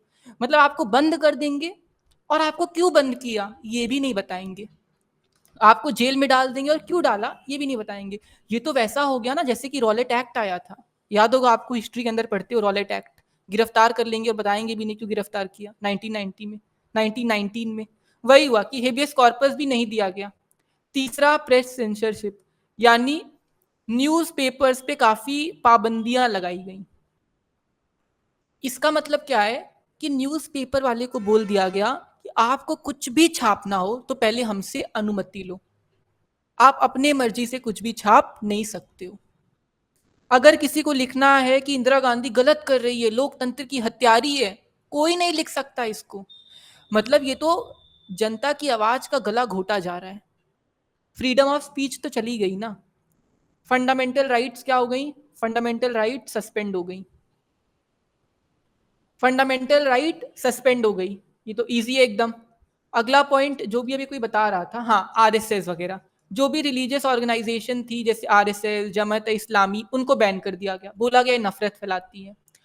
अब कुछ लोगों ने प्रोटेस्ट भी किया, कुछ लोगों ने प्रोटेस्ट किया, जैसे पहले अखबारों की बात करें तो इंडियन एक्सप्रेस जैसे अखबारों ने प्रोटेस्ट किया। उन्होंने क्या किया कि न्यूज़पेपर के अंदर जहां पे भी गवर्नमेंट कुछ कटवाती कि ये मत छापो, तो उन्होंने क्या किया, वहां पे ब्लैंक स्पेस को छोड़ दिया, खाली जगह को छोड़ दिया। ये ब्लैंक स्पेस ये दर्शा रहा था कि यहाँ पे कुछ गलत लिखा था जिसको गवर्नमेंट ने हटवा दिया। बाद में इस पे भी रोक लगा दी गई। यस, और बहुत सारे लीडर्स क्या हो गए, अंडरग्राउंड हो गए, अंडरग्राउंड होके वो पैम्पलेट्स को छापने लगे, आवाज को उठाने लगे, बहुत सारे सिविलियन अवार्ड्स रिटर्न किए गए। तो ये सब आपको यहाँ पे लिखना है, चाहो तो आप आखिरी में एक फ्लो चार्ट बना देना इस तरह से। इंदिरा गांधी का बेटा हुआ करता था राजीव गांधी, वो 5 पॉइंट प्रोग्राम लाता है दिल्ली के लिए, जिसमें बोला गया जबरदस्ती स्टेरिलाइजेशन करवाया जाएगा। ये क्या होता है, नसबंदी करवाई जाएगी, sorry sorry sorry, yes Sanjay Gandhi. तो उसमें बोला गया मास स्टेरिलाइजेशन करवाया जाएगा, यानी नसबंदी करवाई जाएगी, जिसके अंदर यूपी और बिहार के अंदर 14 साल से लेके 70 साल के आदमियों को पकड़ा गया और उनकी नसबंदी करवा दी गई। इस बीच हजारों लोगों की मौत होती है, जल्दी जल्दी नसबंदी हो रही थी। कैसे नसबंदी हो रही मैं आपको बताता हूँ। जैसे मान लो आप खेती कर रहे हो, एक का एक एम्बुलेंस आती, पकड़ के ले जाती है आपको, आप कुछ कर भी ना पाते। तो नॉर्थ इंडिया में बहुत डर बना हुआ था कि कब किसकी नसबंदी हो जाए, कब किसका मतलब क्या कर दिया जाए, कुछ भी नहीं पता है क्या हो जाए। साथ में संजय गांधी एक चीज और करता है, वो दिल्ली को साफ करवाता है, लेकिन उसका तरीका कितना गलत है, वो झुग्गी झोपड़ियों के ऊपर बुलडोजर चलवा देता है। जो बहुत स्लम हुआ करते थे ना, स्लम, स्लम वो तोड़ देता है। वही मैंने देखी है, इसलिए मैं आपको फील करवा रहा हूँ, आपको फील होना चाहिए। वो जो स्लम्स वगैरह थे उनको तोड़ दिया गया, पूरा बुलडोजर ला दिया गया। मतलब लोग कहाँ जाएंगे, जिन्होंने प्रोटेस्ट किया संजय गांधी ने उनके ऊपर गोली चलवा दी, मार डालो इनको। तो ये सारी चीजें इमरजेंसी के दौरान हो रही हैं। मैंने तो मूवी देखा है, बहुत अच्छी मूवी है इमरजेंसी, आप लोग देखना। ये बहुत इंपॉर्टेंट क्वेश्चन है, इसको आप लोग जरूर से कर लेना। इमरजेंसी के कॉन्सिक्वेंसेस क्या थे, इम्पैक्ट क्या थे, फंडामेंटल राइट सस्पेंड हो गया, प्रिवेंटिव डिटेंशन का यूज किया गया, संजय गांधी ने ब्यूटिफिकेशन किया दिल्ली का, झोपड़ियों को तोड़ दिया गया, बस्तियों को तोड़ दिया, स्टेरिलाइजेशन होता है, प्रेस सेंसरशिप है, हेबियस कॉर्पस नहीं यूज कर सकते हो, आरएसएस जमायत इस्लामी सब बैन कर दी गई। अरे 6 क्या 10 लिख देना, छोटे छोटे पॉइंट्स एक एक लाइन के, और आखिरी में फ्लो चार्ट बना देना, इस तरह से कुछ भी जो मन करे। अगला क्वेश्चन कह रहा है गुजरात और बिहार का प्रोटेस्ट, तो इसको तो यही समझ लो आप। देखो इमरजेंसी लगाने के पीछे एक बहुत बड़ा रोल प्ले किया गुजरात की मूवमेंट ने। 1974 में हो रहा था, क्यों हो रहा है, प्राइसेस बहुत बढ़ गए हैं, करप्शन बहुत हो रहा है, पॉलिटिकल पार्टीज भी इसको ज्वाइन कर लेती हैं, सरकार पे प्रेशर बढ़ता है, गवर्नमेंट ने प्रेसिडेंट रूल लगा दिया। मुरारजी देसाई कहते हैं जब तक फ्रेश इलेक्शन नहीं होगा मैं खाना ही नहीं खाऊंगा। आखिरी में सरकार को झुकना पड़ा, नए सिरे से इलेक्शन होते हैं 1975 में, जहां पे कांग्रेस हार गई। मैं जल्दी जल्दी आपको बता रहा हूं कि हो क्या रहा है। स्टूडेंट प्रोटेस्ट कर रहे हैं गुजरात के अंदर, क्यों, क्योंकि महंगाई बहुत है, कैंटीन बहुत है। एंड में बनाओ या फिर आंसर के बीच में बना दो, कोई दिक्कत नहीं होती है। मुरारजी देसाई ने बोला कि हम एक इंडिफिनाइट फास्ट करेंगे जब तक इलेक्शन नहीं करवाया जाएगा, और फाइनली क्या हुआ, इलेक्शन करवाया गया और कांग्रेस हार गई। बिहार मूवमेंट, अच्छा एक चीज और आप देखो, ये भी 1974 में एक नारा लगाया गया, गुजरात की जीत हमारी है, अब बिहार की बारी है। अब बिहार की बारी है, यहाँ पे भी कुछ करना है बच्चों को। स्टूडेंट वापस से प्रोटेस्ट करते हैं अनएम्प्लॉयमेंट, करप्शन के खिलाफ, इन्फ्लेशन के खिलाफ। जयप्रकाश नारायण को इनवाइट किया गया, जो कि एक सोशलिस्ट लीडर हैं, पॉलिटिक्स को छोड़ चुके हैं, समाज के लिए काम कर रहे हैं। इन्होंने शर्त रखी, दो शर्त, पहला नॉन वायलेंट होना चाहिए, और दूसरा इस मूवमेंट को हम बिहार के आगे दूसरे एरियाज में स्प्रेड करेंगे। लेकिन इस बार गवर्नमेंट क्या है, मान नहीं रही है। तो जयप्रकाश नारायण इसको बिहार से बाहर एक नेशनल मूवमेंट बनाने की कोशिश कर रहे हैं, जिसको आप कहते हो ना संपूर्ण क्रांति, वो संपूर्ण क्रांति लाने की कोशिश कर रहे हैं। हाँ, मार्च टू पार्लियामेंट होता है, टोटल रिवॉल्यूशन, यस। तो यहां समझ में आ गया गुजरात और बिहार प्रोटेस्ट। यहां पे क्वेश्चन आ सकता है 4 मार्क्स का, लाइक 6 मार्क्स का तो नहीं आएगा, यहां से बनना ही नहीं चाहिए, लेकिन 4 मार्क्स का आ सकता है, तो तैयार रहो। ये भी बोला गया कि गवर्नमेंट अगर कुछ गलत करवाती है तो उसको डिसोबे करो। अरे चलो अच्छा हुआ हर्ष बता दिया, 4 मार्क्स का ये चैप्टर। चलो ठीक है ना, आगे चलते हैं अगले अगले पे अगले। अब चलो रीजनल एस्पिरेशन आ गया। अच्छा मैं एक चीज और बता दूं आपको, ये रीजनल एस्पिरेशन चैप्टर है, तो यहाँ पे तो हर एक टॉपिक इंपॉर्टेंट है। मतलब आप पूरे चैप्टर को देख लो, हर पार्ट से एक लॉन्ग आंसर बन सकता है। तो यहाँ पे मैंने इसीलिए सिर्फ 2 क्वेश्चन में लेकर आया हूँ, मैं और भी कोई क्वेश्चन को इंक्लूड नहीं किया हूँ, सिर्फ 2 क्वेश्चन लेकर आया हूँ, क्योंकि ये पूरा चैप्टर ही क्वेश्चन है। जहां देखो पंजाब पे क्वेश्चन, मिजोरम पे क्वेश्चन, क्वेश्चन ही क्वेश्चन बन सकते हैं। तो पहला क्वेश्चन हम ये डिस्कस करेंगे, जो कि बहुत इंपॉर्टेंट है और कई बार एग्जाम में आता है।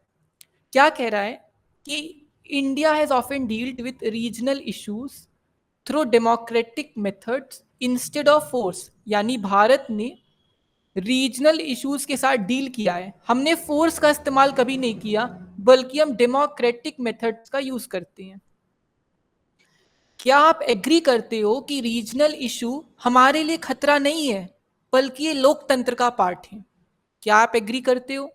तो आप ऐसे शुरू करोगे आंसर को, यस मैं एग्री करता हूं कि रीजनल इश्यूज यूनिटी पे खतरा नहीं है और डेमोक्रेसी का पार्ट। आंसर हमेशा ऐसे शुरू किया करो, अगर नहीं पूछ रहा है ना डू यू एग्री, तो यस और नो से शुरू किया करो। यस हम एग्री करते हैं, वो हमारे डेमोक्रेसी का पार्ट होती हैं और वो एंटी नेशनल नहीं है।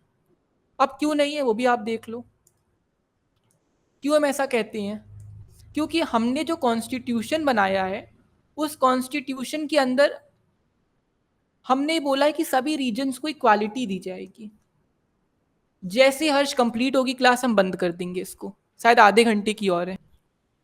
तो पहला आप पॉइंट लिखना कि हमारे कॉन्स्टिट्यूशन में ही कहा गया है कि सभी लोग, सभी रीजन इक्वल है। आपको 6th शेड्यूल याद होगा, बुक के एंड में दिया हुआ है, चैप्टर के एंड में।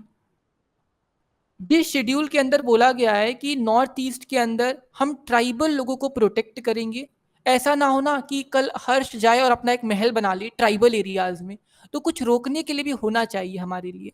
तो हमने हर्ष पे पहले पाबंदी लगा दी है कि नॉर्थ ईस्ट में जाके ट्राइबल एरियाज में लैंड नहीं ले सकता है बड़ी मात्रा में। हर्षपुरा ना बना दे, हर्षपुरम, तो हमें बचाना होगा। इसमें बोल दिया गया कि ट्राइबल एरियाज जो हैं उनको प्रोटेक्ट करना है, उनके लैंड को प्रोटेक्ट करना है, ताकि हर्ष जैसे जो आउटसाइडर है वो अंदर ना आ सके, हर्ष को जाके वहां दुखी कर देगा लोगों को। और तीसरा, हमने ये भी बोला कि उनको अपना कल्चर प्रैक्टिस करने की भी आज़ादी होनी चाहिए। ट्राइबल लोगों का अपना एक अलग कल्चर होता है, तो हमने ये भी बोला कि भाई इनको अपना कल्चर प्रैक्टिस करने की भी हम अनुमति देंगे। समझ में आ गया कॉन्स्टिट्यूशन वाला पॉइंट। फिर आप लिख सकते हो फेडरलिज्म के बारे में। हमने पूरी कोशिश की है रीजनल एस्पिरेशंस जल्दी सॉल्व हो जाएं, इसके लिए हमने अपनी कंट्री को डिवाइड कर दिया है। एक सेंट्रल गवर्नमेंट बना दी है जिसको आप यूनियन गवर्नमेंट कह सकते हो। दूसरा, हमने स्टेट गवर्नमेंट बना दिया है, स्टेट, राज्य, राज्य। तीसरा, डिस्ट्रिक्ट लेवल पे भी हमने क्या किया है, गवर्नमेंट को बना दिया है, पंचायत। हमने क्यों ऐसा किया, ताकि जो प्रेशर है यूनियन गवर्नमेंट पे वो कम किया जा सके। स्टेट गवर्नमेंट के रहने से क्या है कि जो स्टेट के मुद्दे हैं वो उसी के अंदर सॉल्व कर दिए जाएं। इससे हमारा लोकतंत्र भी मजबूत होगा, पावर शेयरिंग भी हो पाएगी। पावर शेयरिंग बहुत इंपॉर्टेंट है, पढ़ी होगी आपने श्रीलंका वाला चैप्टर, सिन्हाला और तमिल। तो पावर शेयरिंग भी हो पाएगी, इससे डेमोक्रेसी और स्ट्रांग होगी। बस यहाँ ये भी क्लियर हो गया होगा आपको। तीसरा, आप बताओगे जैसा कि मैंने यहाँ बताया कि ऑटोनॉमी और एकोमोडेशन करना बहुत जरूरी है। अगर आप अपने जिद पे अड़े रहोगे, अगर हम आप जिद पे अड़े रहोगे कि नहीं यार हम तो नहीं देंगे इनको, ऑटोनॉमी नहीं देंगे, फ्रीडम नहीं देंगे, तो दिक्कत हो जाएगी। अलग अलग रीजन्स को आपको अपना मानना होगा। हमारे लिए जो हिंदी का दर्जा है वही तमिल का है, और वही हमारे लिए मराठी, वही गुजराती है, वही बंगाली है, हम सबको तो बराबर मानते हैं। तो हमें ऑटोनॉमी और एकोमोडेशन करना होगा। इसीलिए हमने लिंग्विस्टिक स्टेट्स को बनाया था, लैंग्वेज के बेसिस पर रीऑर्गेनाइजेशन 1956 में किया था। अच्छा चलो ये बताओ 1960 में कौन से स्टेट के ऊपर बाईलिंगुअल एक्सपेरिमेंट हुआ, और वो अलग हो जाता है एक्सपेरिमेंट करके, महाराष्ट्र और गुजरात। यस। 1966 में कहाँ पे हुआ, 1966 में पंजाब। और नागालैंड में कब हुआ, नागालैंड को कब रीऑर्गेनाइज किया गया स्टेट की तरह, 1963। चलो बढ़िया है, आप लोगों को ये आ रहा है तो मैंने सोचा लो ब्रेक दिला दूं आपको। तो इस तरह से ऑटोनॉमी और एकोमोडेशन होना जरूरी है, ताकि अलग अलग रीजन्स की प्रॉब्लम्स को एड्रेस किया जा सके, और कभी भी अगर कोई ऑटोनॉमी की डिमांड हो तो डेमोक्रेटिक तरह से हमें सॉल्व करना चाहिए। मैं एग्जाम्पल दे रहा हूँ, जैसे मान लो अभी स्नेहा और जागृति के बीच में अगर लड़ाई हो गई और अगर दोनों एक दूसरे को मारने लगते हैं तो दिक्कत हो जाएगी। लेकिन अगर इनको पास में बैठा के समझा दिया जाए कि लड़ क्यों रहे हो यार, दोस्त बनो ना, तो दिक्कत सॉल्व हो जाएगी। वही करना है हमको, हमको मारपीट नहीं करना। जैसे मिजोरम के ऊपर बॉम्बिंग कर दी थी, याद है आपको, इंडियन एयरफोर्स ने एजवाल पे, तो वही नहीं करना है हमको। हमको बातचीत करनी है, निगोशिएट करना है, अकॉर्ड करवाना है, एग्रीमेंट करवाना है, ताकि स्नेहा और जागृति बाद में कभी लड़ाई ना करें। इसीलिए हमने अकॉर्ड किए हैं। 2-3 अकॉर्ड का नाम आप बता दो जल्दी से,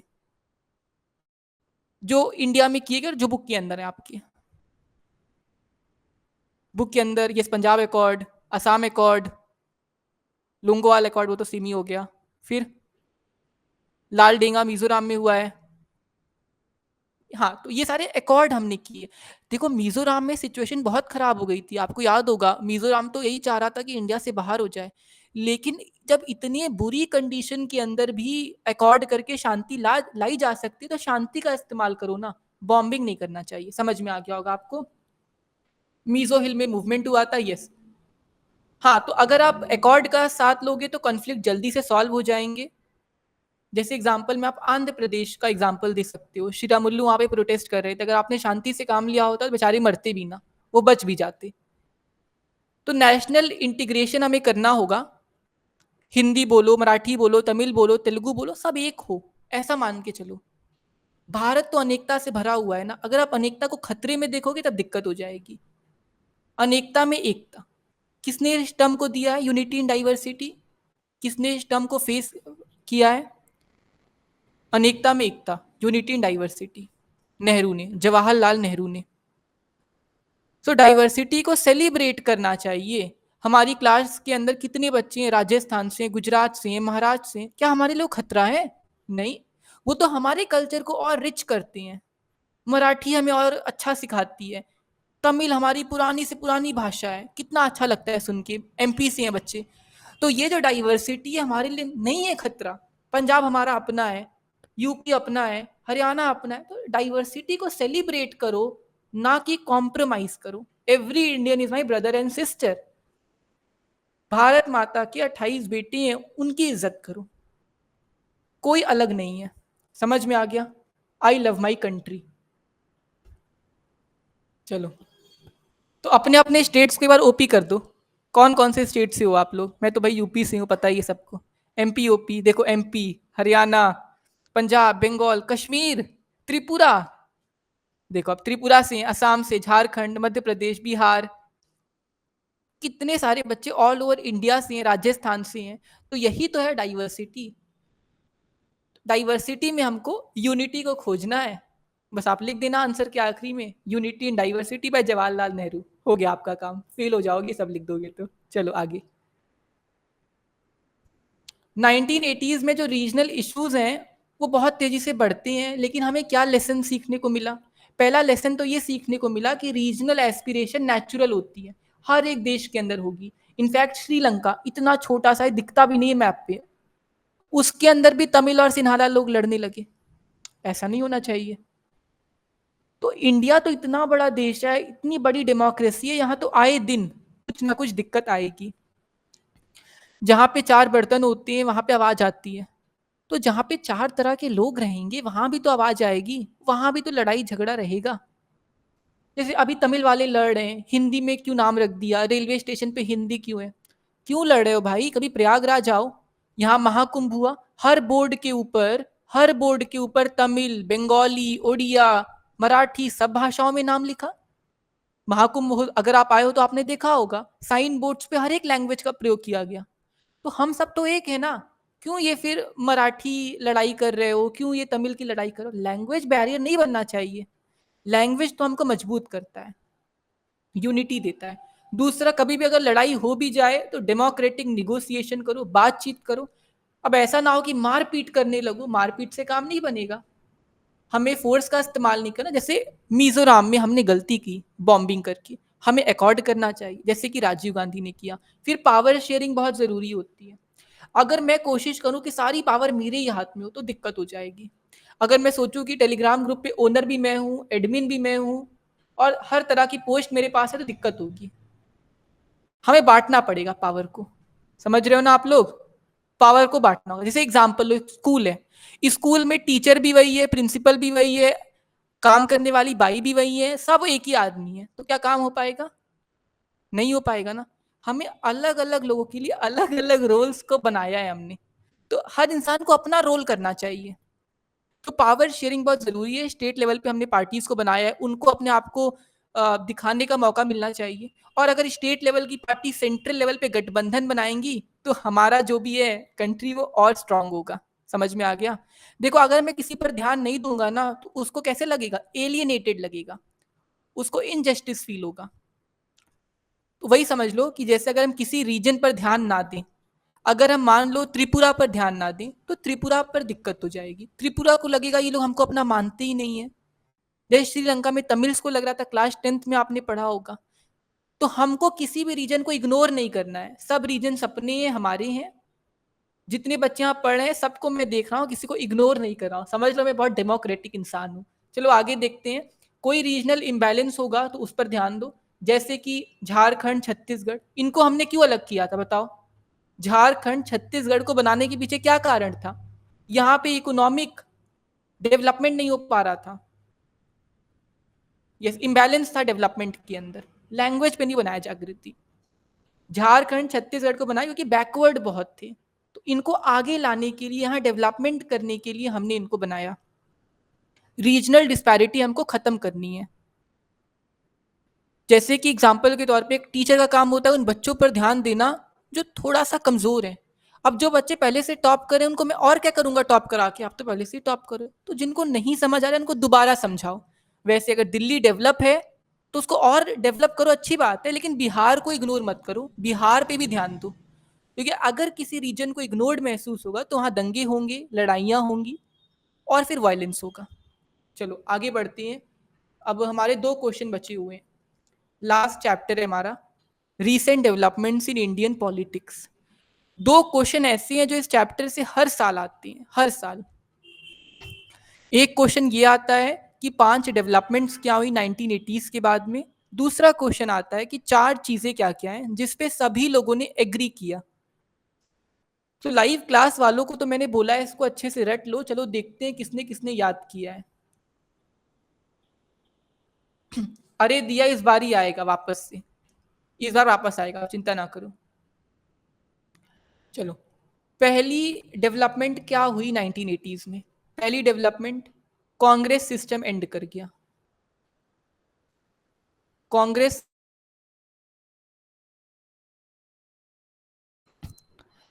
1989 के इलेक्शन में कांग्रेस का बहुत बुरा प्रदर्शन था, 195 सीट समथिंग। कांग्रेस सिस्टम यहीं से एंड करता है। हाँ भाई 197। वो कांग्रेस पार्टी अब बहुत तेजी से डिक्लाइन करने लगती है। दूसरा, मंडल इशू।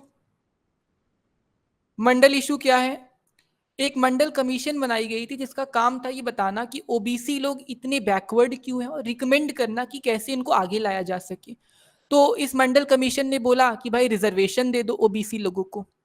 कितना रिजर्वेशन दे दो? 27% दे दो। इसके चेयरमैन कौन थे? बीपी मंडल, बिंदेश्वरी प्रसाद मंडल। उन्होंने बोला चलो रिजर्वेशन दे दो। 1990 में इसको नेशनल फ्रंट की गवर्नमेंट ने लागू कर दिया, जिसके चलते देश में लड़ाइयां होने लगी, दंगे होने लगे इसके सपोर्टर्स वर्सेस अपोनेंट्स के बीच में। बहुत सारे जनरल कैंडिडेट ने आत्महत्या कर ली। वो कहते हैं कि इतना आप दे दोगे रिजर्वेशन तो हम कहाँ जाएंगे। तो ये गलत हुआ, मतलब जो हुआ वो हुआ, मैं क्या बोलूं अब। तीसरा, अयोध्या डिस्प्यूट। अयोध्या डिस्प्यूट, अयोध्या में क्या हो रहा है कि आप सबको पता है अयोध्या वो नगरी है जहां पे श्री राम का जन्म हुआ। भारतवर्षे एक भूमि है प्रख्यात अयोध्या नाम की, यही जन्म भूमि है श्री राम की। तो अयोध्या वो जगह थी जहां पे श्री राम का जन्म हुआ था। लेकिन 1500 के करीब में आपकी बुक में दिया होगा, पुरानी वाली बुक में। अच्छा आप लोग पुरानी बुक तो नहीं पढ़ रहे हो ना? पुरानी बुक में बहुत सारी चीजें चेंज हो गई हैं। न्यू बुक आप देखना, उसमें सब डेट उट हटा दी गई है। तो जो मुगल एम्परर था बाबर, उसके नाम पे यहाँ पे मंदिर को तोड़ा गया और एक बाबरी मस्जिद बनाई गई, जिसको न्यू एनसीईआरटी में क्या बोला गया है, विस्तीर्ण बता रही है उसको, न्यू एनसीईआरटी में बोला गया है 3 डोम स्ट्रक्चर। आप लोग भी यही लिख कर आना, 3 डोम स्ट्रक्चर। बाबरी मस्जिद वगैरह मत लिखना, यही लिखना 3 डोम स्ट्रक्चर, 3 गुंबद की इमारत। लेकिन इस इमारत के अंदर जब हमने एक्सकवेशन किया या फिर एक तरह से अपने आर्कोलॉजिस्ट को भेजा, तो हमको यहाँ पे देखने को मिला ये बना हुआ था। अब ये कौन सी ऐसी मस्जिद है जिसके अंदर ये बना होता है? और कौन सी ऐसी मस्जिद है जिसके अंदर गणेश जी की फोटो होती है, इमेज होती है, स्टैचू होता है एक तरह का? कौन सी ऐसी मस्जिद है? अरे किस मस्जिद में ये सब होता है? कोई नई मस्जिद आ गई है? ये सब तो हिंदू सिंबल्स हैं। तो वही सारी चीजें थी कि जब हमने इस मस्जिद के अंदर आर्कोलॉजिस्ट को भेजा तो सर्वे में मालूम चला कि स्वास्तिक, ओम, गणेश जैसे टेम्पल के रिमेन देखने को मिले। और ऐसा लग रहा था, ऐसा लग रहा था कि नीचे से मंदिर को, ऊपर से मंदिर को तोड़ दिया गया हो और एक गुंबद बना दी गई हो। सिर्फ बाबर ने क्या किया था, ऊपर से मंदिर को तोड़ा, नीचे कुछ नहीं चेंज किया, ऊपर से मंदिर को तोड़ा और ये देखो ये बना दिया। ये मंदिर थी वहां पे, मतलब मस्जिद थी, बाबरी मस्जिद।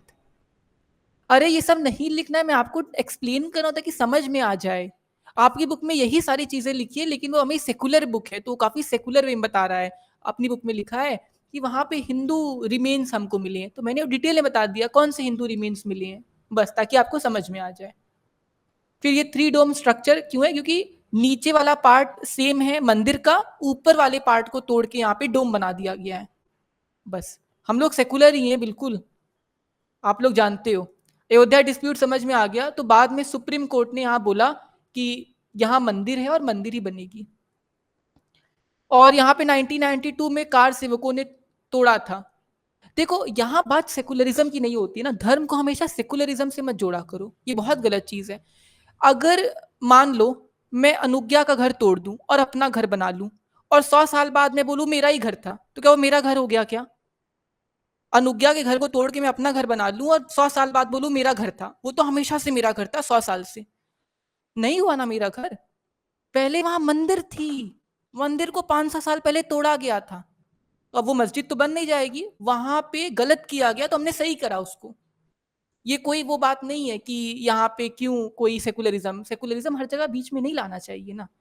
हम किसी के खिलाफ नफरत क्यों फैलाएंगे? अभी अनुज्ञा का घर अगर हम तोड़ दें और 100 साल बाद वो अपना घर बना दें, तो ऐसे नहीं चल सकेगा ना। हमने सही किया चीजों को, वहां मंदिर थी, सुप्रीम कोर्ट ने माना वहां मंदिर है, आप पढ़िएगा डिसीजन में लिखा हुआ है वहां पे हिंदू रिमेन्स मिले हैं, जिससे मालूम चलता है मंदिर को तोड़ के मस्जिद बनाया गया, इसलिए हम उस मस्जिद को तोड़ के वापस से मंदिर बना रहे हैं। 1992 में आपने देखा कर सेवा होती है, इसके अंदर वही जो हिंदू लोग हैं वो आते हैं और मस्जिद को तोड़ देते हैं। ये आपकी बुक में इतना ही दिया, इतना आपको पढ़ना है। अगला डेवलपमेंट क्या हुआ 4th नंबर पे, न्यू इकोनॉमिक पॉलिसी। अब हम अपने देश के अंदर न्यू इकोनॉमिक पॉलिसी को लेकर आते हैं। अच्छा मैं एनईपी लिख दूंगा तो आप लोग बोलोगे न्यू एजुकेशन पॉलिसी, नहीं, new economic policy. New economic policy कब आई? न्यू इकोनॉमिक पॉलिसी कब आई? 1991 में। किसने इनिशिएट किया? देखो बुक में लिखा है इसको इनिशिएट राजीव गांधी के द्वारा ही किया गया था, आगे इसको फैलाया और प्रोपगेट किया गया फाइनेंस मिनिस्टर मनमोहन सिंह के द्वारा। तो इनिशिएट तो राजीव गांधी के द्वारा किया गया। पॉलिसी क्या? एलपीजी, लिबरलाइजेशन, प्राइवेटाइजेशन और ग्लोबलाइजेशन। मतलब हमें ग्लोबलाइजेशन करना है, बाहर की जो मल्टीनेशनल कंपनीज हैं वो इंडिया में आ सकती हैं, प्राइवेट सेक्टर को हमको इंकरेज करना है, और हमने अपने ट्रेड के दरवाजों को खोल दिया, लिबरलाइजेशन बता रहे हैं, हमने अपने ट्रेड के दरवाजों को खोल दिया कि अब हम ज्यादा मात्रा में इंपोर्ट और एक्सपोर्ट करेंगे इकोनॉमिक ग्रोथ के लिए, इकोनॉमिक डेवलपमेंट के लिए। ठीक है, इकोनॉमिक ग्रोथ और इकोनॉमिक डेवलपमेंट के लिए। अगला क्या हुआ? एक चीज और हुई थी, 5वां, राजीव गांधी की डेथ। ये कब हुआ था?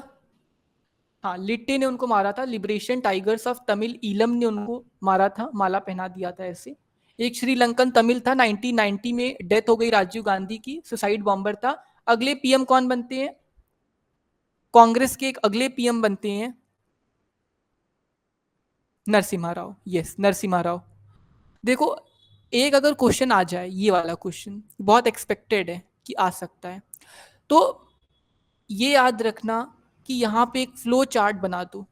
ऐसे आप लिख देना 5 डेवलपमेंट्स, और फिर जो भी ऐसे फ्लो चार्ट्स आप लोग बनाते हो बना देना, क्योंकि आपको कुछ यूनिक करना होगा अपने आंसर में ताकि आपको पूरा मार्क्स मिले। सब लोग सेम लिखोगे नहीं, आपको अपना आंसर यूनिक बनाना है, तो यूनिक बना देना आंसर को। बाकी मुझे पता है कि भारत का कोई बच्चा नहीं इसको ना पढ़ाओ, सब जान चुके हैं ये आएगा ही आएगा, इसको रट लिया होगा, तो आप इसको रटो मत, इंप्रेसिव बनाने की अब कोशिश करो। हाँ, 5 लिखने से पूरा मार्क्स आपको मिलेगा, 5 पॉइंट आप लिखना, अंदर 2 सब पॉइंट लिख देना और एक फ्लो चार्ट बना देना, बस सिंपल है। हमारा जो अगला और आखिरी क्वेश्चन है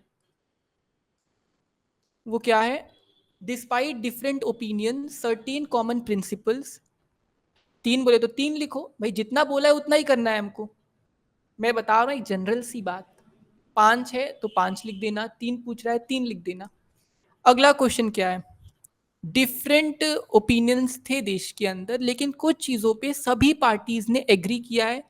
वो 4 चीजें क्या हैं जिसपे सभी पार्टीज ने एग्री किया है?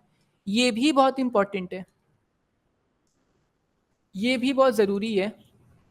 क्या कह रहा है? 4 चीजों पे सभी पार्टीज ने एग्री किया है, जिसको कह रहे हैं कॉन्सेंसस। वाह, एग्रीमेंट भी तो लिख सकते थे, क्यों इतना डिफिकल्ट करना। चलो, पहली चीज, सभी पार्टीज ने पहली चीज किस पे एग्री करी है? न्यू इकोनॉमिक पॉलिसी पर। सभी का ये मानना है कि नए भारत में नई इकोनॉमिक पॉलिसी का होना ज़रूरी है, ताकि फॉरेन इन्वेस्टमेंट को कैटर किया जा सके, देश के अंदर एमएनसीज आएंगी तो एम्प्लॉयमेंट बढ़ेगा और ओवरऑल हमारी जीडीपी अच्छी होगी। दूसरा, सेकंड चीज़, सभी पार्टीज एग्री कर रही हैं ओबीसीज के क्लेम को, ओबीसी लोगों के क्लेम को। ओबीसी क्या है फुल फॉर्म यार, मान लो ये इजी क्वेश्चन पूछ लिया आपसे, ओबीसी का फुल फॉर्म क्या होता है? ओबीसी का फुल फॉर्म क्या है? Other backward classes. तो ये आप लिख देना। अच्छा, यहां पे याद रखना, अदर बैकवर्ड क्लासेस का क्या क्लेम है?